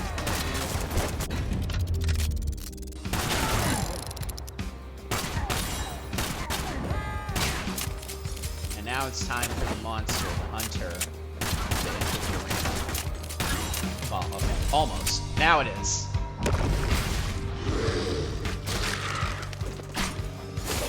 Like I said before, the trick with that is just keeping a decent enough distance.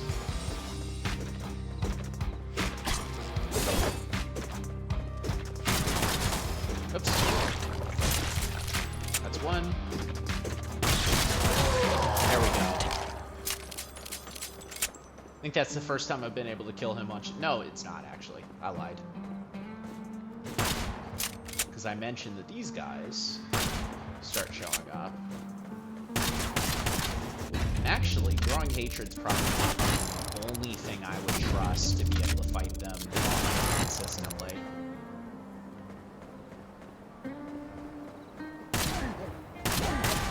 It's not to say you can't find your way around killing them in other ways, but like if they're surrounding you like that, you don't want to take any chances.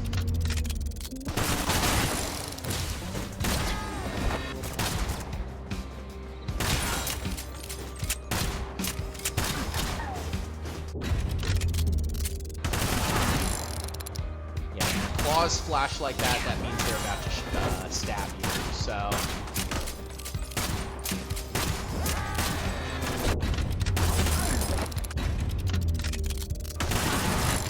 Stabbed. I almost was there by the axe guy there, so things are popping off here. This is probably my least favorite place, by the way, if anyone was wondering. A place that I hate fighting for. That's probably where things are worst for me. But look at all these bodies, man. We do it. We do this. All the way back around to the original.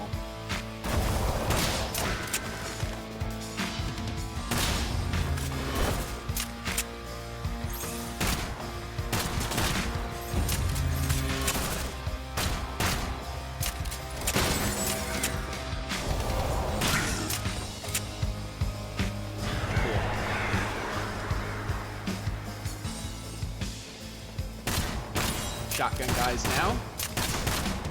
Like I mentioned before, the best way of being able to beat them is to roll through them rather than to roll away from them.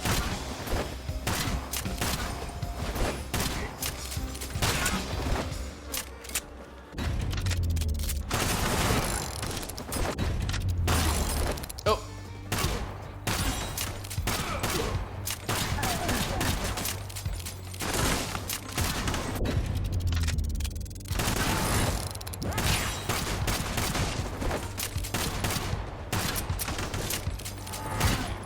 More enemies here. Oh my goodness.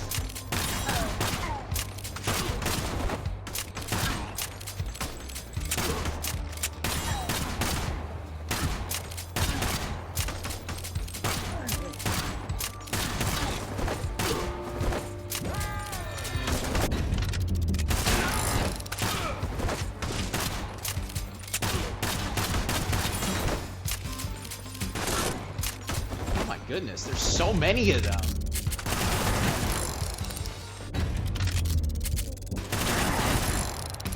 Yeah. Yeah, that's what we want. That's what we want. Alright, up here he goes. Huh?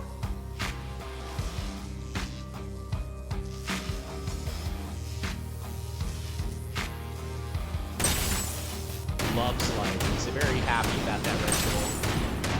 So like I said before, this makes it a little bit more difficult because you have to deal with way more stuff on the screen. But again, if you're able to position him in a good spot like that, you kind of can still roll around him in a particularly good way. Now these types of enemies here, the magicians, these are the ones that you want to worry about. Because once they pop onto the screen, they outfit every single enemy that arrives in their little field of vision with an extra little buff. And that buff makes it so that they survive one shot.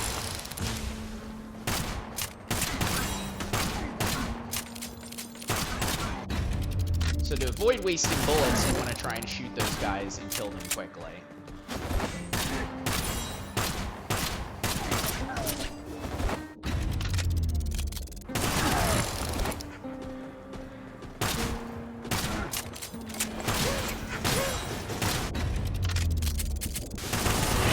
Ooh, that could have been really bad. I barely saw the shotgun, guys.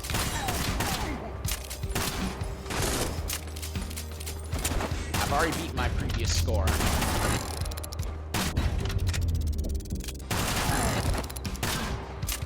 Now the goal is not to be taken out by anything stupid. Like, oh, okay. Nope, never mind. Cool. Those claws. Do you remember the faces of those you killed? The ones you shredded with your own hands? Say something. Nah, I don't think you will. Oh.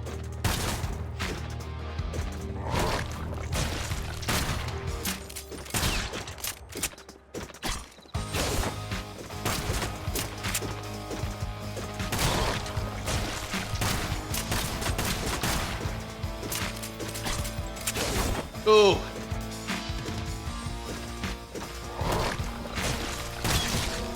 Come here. Come and die. We've officially crossed over 600, which means we are in unknown territory now. I don't know what types of enemies I'm gonna face. I don't know what problems I might have with the enemies I'm going to face. I think honestly fighting ghosts is better than fighting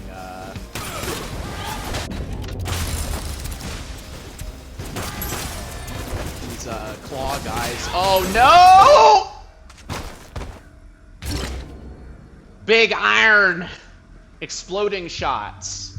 Temporarily reduces movement speed when affected by blast. Piercing moonlight is a piercing bullet. 2 charges. One target. Huh.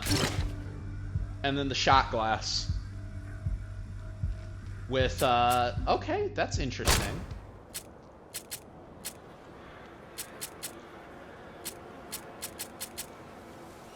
Reach 1 kills. Huh. Okay. So, let's go into exploding shots. And let's see our new shotgun as well. So a single piercing bullet is interesting. Let's see. What's the next challenge? I already did reach... Oh, you have to reach 600 kills again. And then once you've done that, you're able to kind of go through.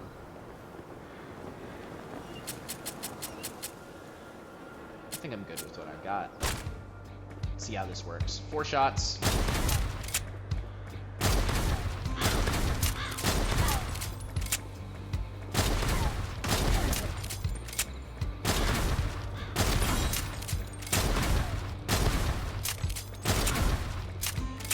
So it's kind of like the shotgun in a sense, where it's like, okay, you kind of get a little bit of a burst off of it. But unlike the piercing one, you can't really, you know, get enemies around you. You can mainly kind of just get enemies that are like grouped together. It's also a much slower shot than any of the other guns that you have before.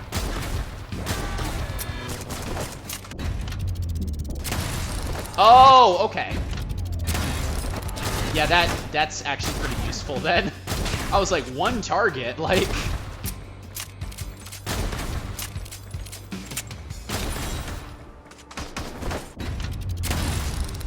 But if it's a wave, that's pretty good, actually.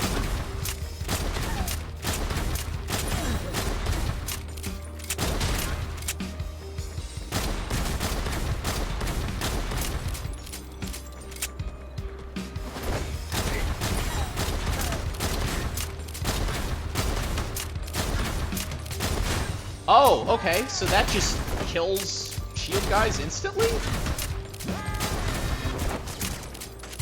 Oh, alright. I ain't mad at that.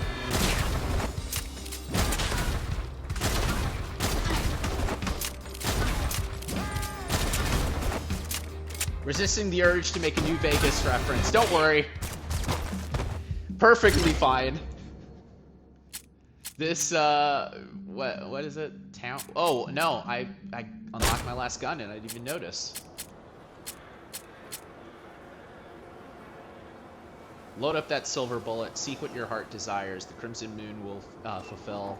Peace never comes in a never-ending night. Huh.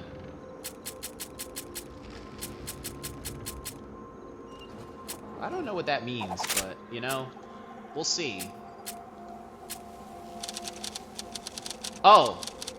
A decade had passed and the town lay in ruins, beyond recognition. Oh? What happened there? A decade had passed and the town lay in ruins, beyond recognition. Yet, even as in such decay, it still felt like home. Home, the place of my birth. And the place where I will... Where I will?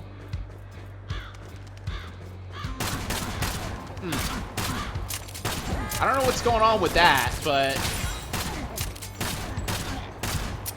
Maybe this is what unlocks the final route of the game, maybe? I don't know.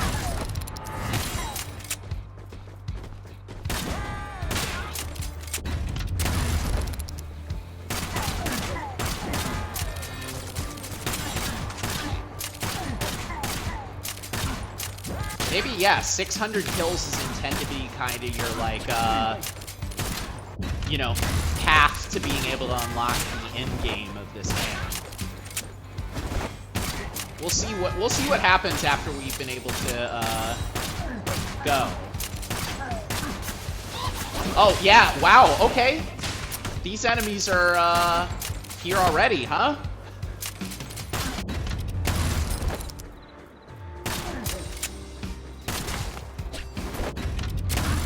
Oh, that hits through walls, too!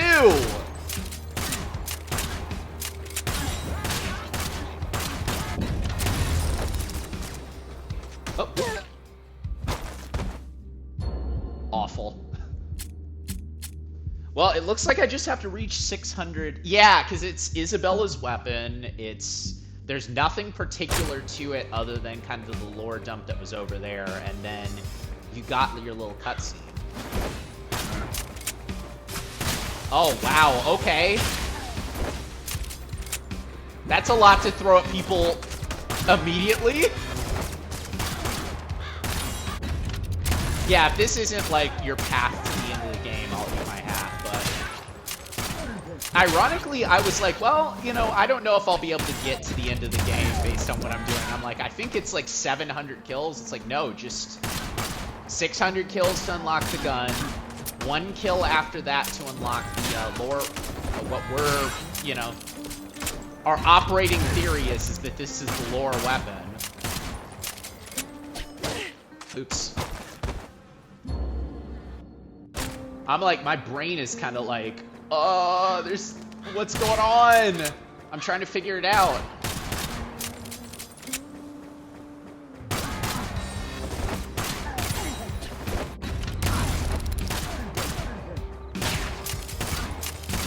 It is kind of interesting that they are like, no, like, apparently, in order to finish the game, you have to use the regular gun, basically. But I guess it kind of helps that, like, your showdowns are as powerful as they do. Like, they're not putting you at a total disadvantage, basically. Well, that's gonna be sweet. Look at that.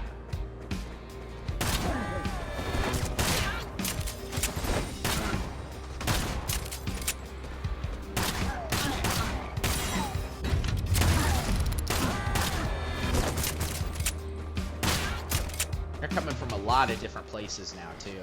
All of my kind of thoughts of the predictability of a lot of these enemies.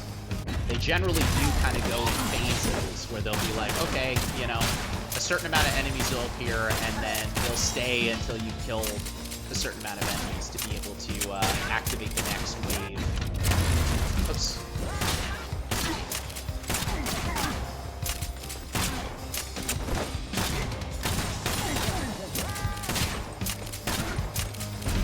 How about that? Let's see if there's new dialogue or something. Oh! just didn't speak.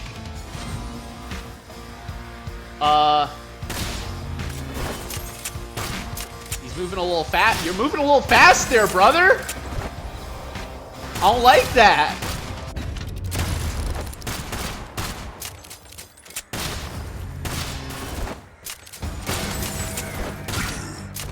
Well, how about that? You did all that just to die faster, die quickly. Not as quick as I've killed people normally in this game, but I don't know, maybe that's like, oh, that's the highest difficulty that that enemy type reaches. So maybe if I kill all of the enemies, then I get the ending of the game. Oh, wasted shotgun, wasted showdown. But make all the New Vegas references that you'd like. All the cowboy references. We need that. We want that.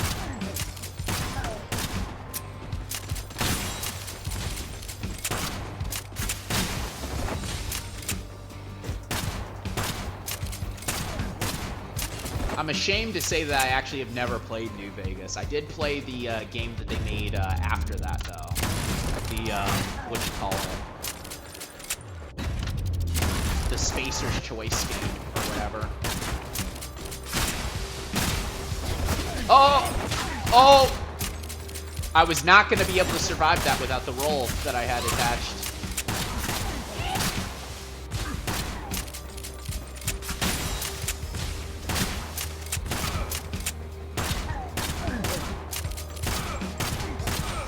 Cool.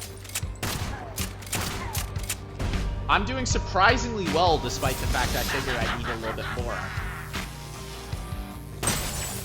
Yeah, I'm gonna guess that this is like the final phase that you... Oh, wow, it's going really quick. I'm gonna guess that this is intended to be kind of your final phase to face all these guys.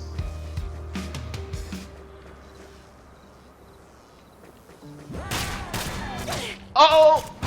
Come on. What the hell was that? You see that? Why is there a ghost on the screen? What the hell is going on?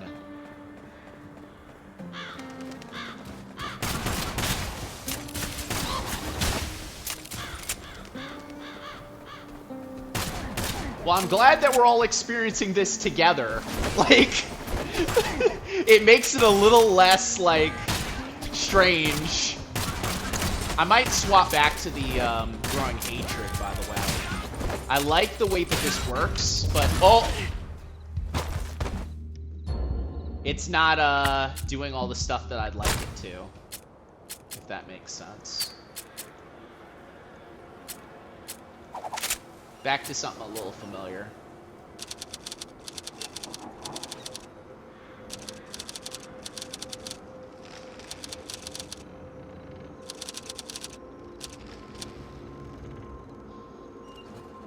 I was going to assume there was going to be like a title drop or something like that there, but maybe you have to earn it. Maybe you have to kill all the enemies, and then after that you'll get what you want.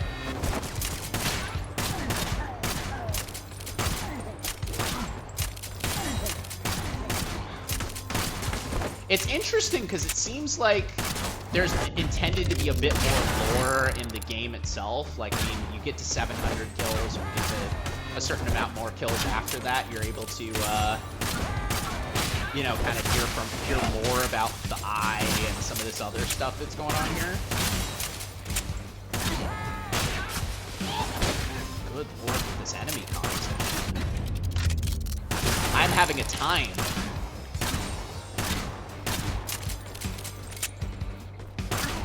Yeah, like they're coming in way faster.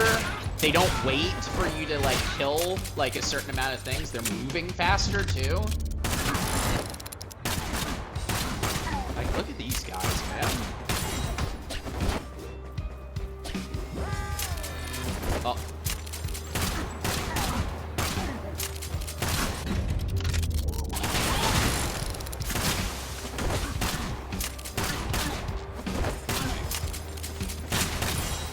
The good news is that it seems like because they're so buff, like there might just be one round of this. Like, you kill all 300 guys, and then you're done, basically. I'm curious to see how this will work. Oh, wow, he's scooting around. I need to be careful. All the rules that I've been saying before, it's like, okay, shoot them as soon as they pop up. It's like, no, you can't really predict it as quickly.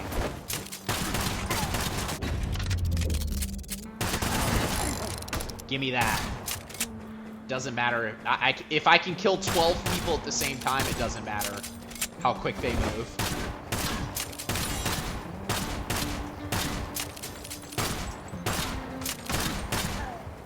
Kill 12 crows at the same time, I should say.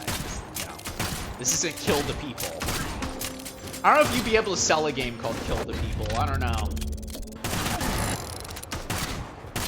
I don't know if that would be all that interesting to most.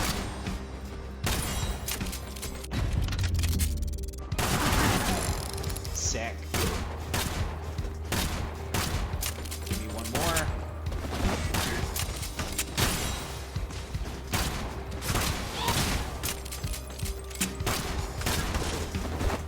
Oh, I've showdowned out. Let me just pop these.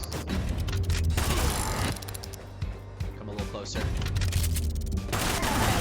Oh! Like I was saying, if you're mid-showdown... Oh! I was saying, like, if you're mid-showdown, you can survive, but I didn't have any showdowns. I definitely should have saved it for a little bit of a little bit longer. I've gotten used to having the underbelly shotgun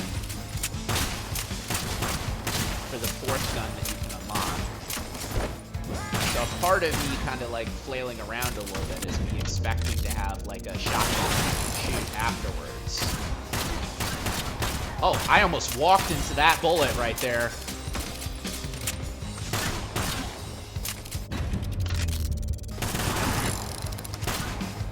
I'm really curious about what the hell was going on with that ghost that I saw, by the way.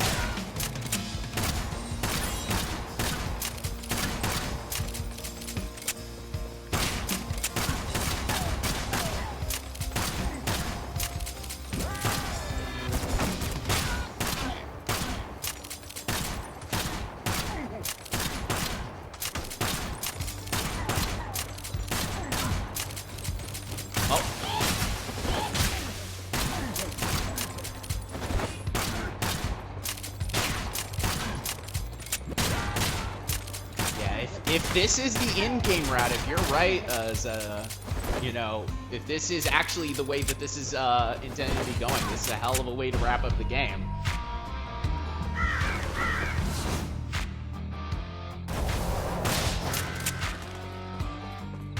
They want to throw it all at you.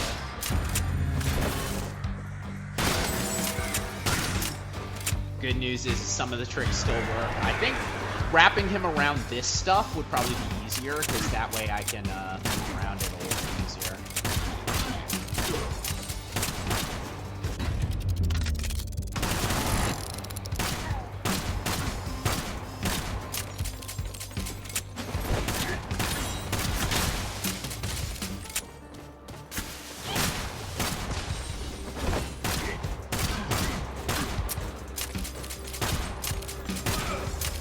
Just to note, like,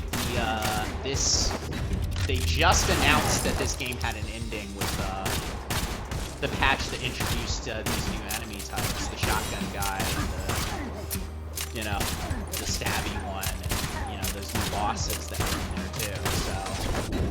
Oh! I don't know how he missed me, actually. Maybe I rolled a little bit too, I don't know.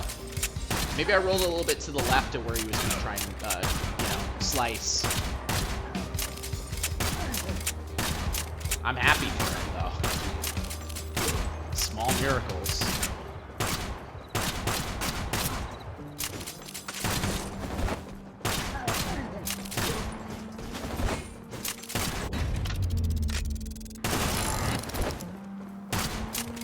Alright, Alright, come on, give it to me. I feel like the Hunter fully buffed out is probably going to be the worst of the bunch. Like, him being faster and him being a little bit harder to predict is like, that terrifies me, actually. Okay, magicians are in here immediately, so I feel like I'm pretty close to the end.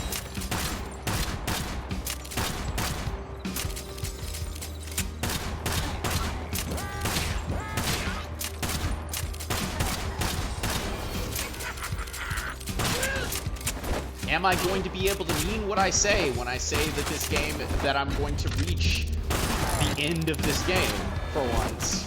We will see.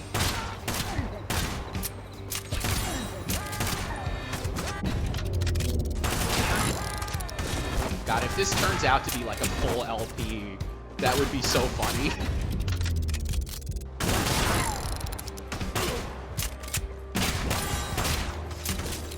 Come on, give it to me. Yeah, see, there's the ghost. I don't know what you're gonna do, but I'm scared. Oh, there's more of them. Ah, okay. So you kind of have to wait until they stop moving and then draw on them.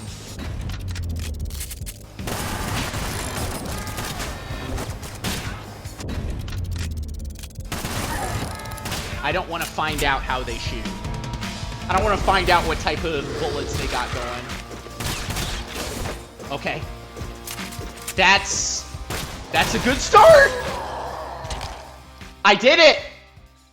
I can't move anymore.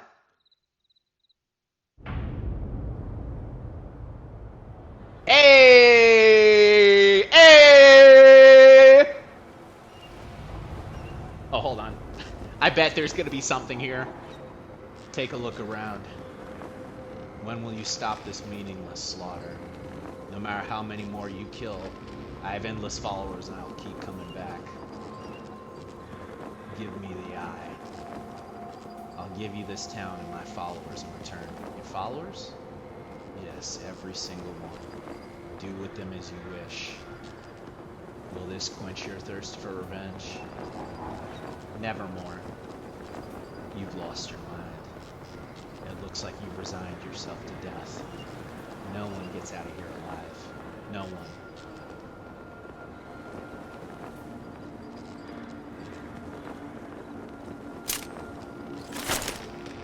Not even me.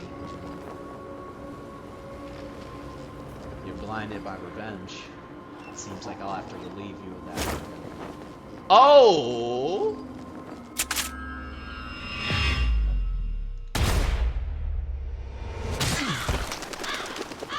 Kill the crow! Silver bullet? Do you realize what this means? I do. I never planned to leave this place alive. God of the crows. Here's your god. Take a good look. Oh! Oh, alright! Ow! Ah.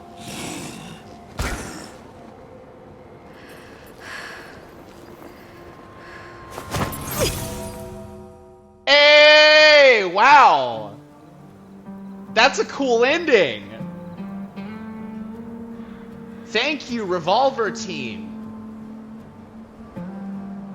for a very cool little experience there.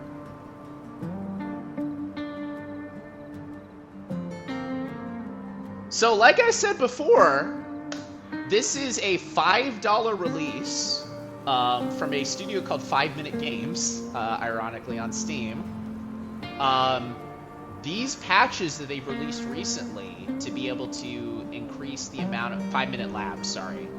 But the patches that they've released recently to be able to kind of give you, you know, some of these additional things here, some of these additional bosses, some of these additional monsters. Oh! What was that? I don't know what that was. But yeah, so they actually just released a patch. Oh, she didn't have a corpse. Okay, yeah, yeah. So the patch they released recently, I think it was this month or a month before this, was the one that introduced full controller support, Steam Deck support, completely verified, completely set up. It's very clear that this game, despite having been released over last summer, they intend to be doing a little bit more with it. With the stuff you can unlock, with the places you can go, with the things you can do. And I think that this is something that is very worth a lot of people's time. If you want a game, like I literally when I first got my Steam Deck and I got this, I was like playing it on like a train one time, and that was when I knew. I was like, okay, like this is the moment that the Steam Deck kind of clicked for me as far as like a thing that I could use pretty regularly. So if you liked anything that you saw here, this is not a paid ad, but I guarantee you that you will have a very, very, very fun time playing this game if you want to set aside some time to be able to jump into it. So that is actually going to do it for our stream here. I want to thank those of you who stopped by to check this out. Obviously, me streaming something that is I checked like the little Steam thing, and it said like there are literally like 10 viewers of this on Twitch as a whole. Certainly something that I don't think is like as eye-catching for a lot of people based off the name. But certainly something that I feel like is worth a lot of people's time, and I had a lot of fun being able to unlock that last gun and work my way through the bosses one last time. I would say that, as far as kind of your time that you might put into this, if you are skillful enough and you're able to figure out the way that this type of stuff works, it's probably like, I don't know, sub 10 hours, but definitely a worthwhile and very fun 10 hours to be able to jump into. So I think, oh well, let me see if there's any fun settings here. Sometimes that's, oh, I can't seem to find my way into the settings, but maybe that's just because those are, that's just all that's offered. Yeah, who knew? I literally didn't know. I mean, I've played this game a lot already, so it's like all the guns that I had up until that point and all the abilities I had up until that point come from me having played this game previously. So as far as kind of your own like experience, you're probably not going to start out with all the stuff that I did, and it might take you some time to figure out the patterns of everything. But honestly, if you pick this game up, just do what I did. Roll around a lot, reload while you're shooting, make sure that you're on the bosses the second that they spawn, and you pretty much will be able to kind of put yourself in a position to be able to do this. Get to 600 kills, and once you've gotten to 600 kills, like, keep this in mind as well, everything unlocks incrementally. So if you get to 600 kills immediately, then you're just going to unlock the first gun. And if you get to, 500 kills, you're just going to unlock the first gun. So you are required to go through the run multiple times.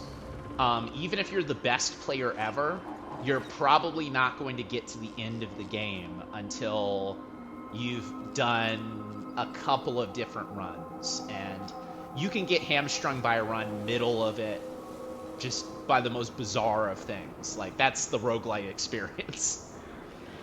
But, I hope everyone enjoyed watching this as much as I enjoyed being able to finish this and jump in and play it. Like, this is one of my favorite games right now, honestly. I think in my Steam Store recommends, it kind of came up as, like, one of those, like, little last experiences there.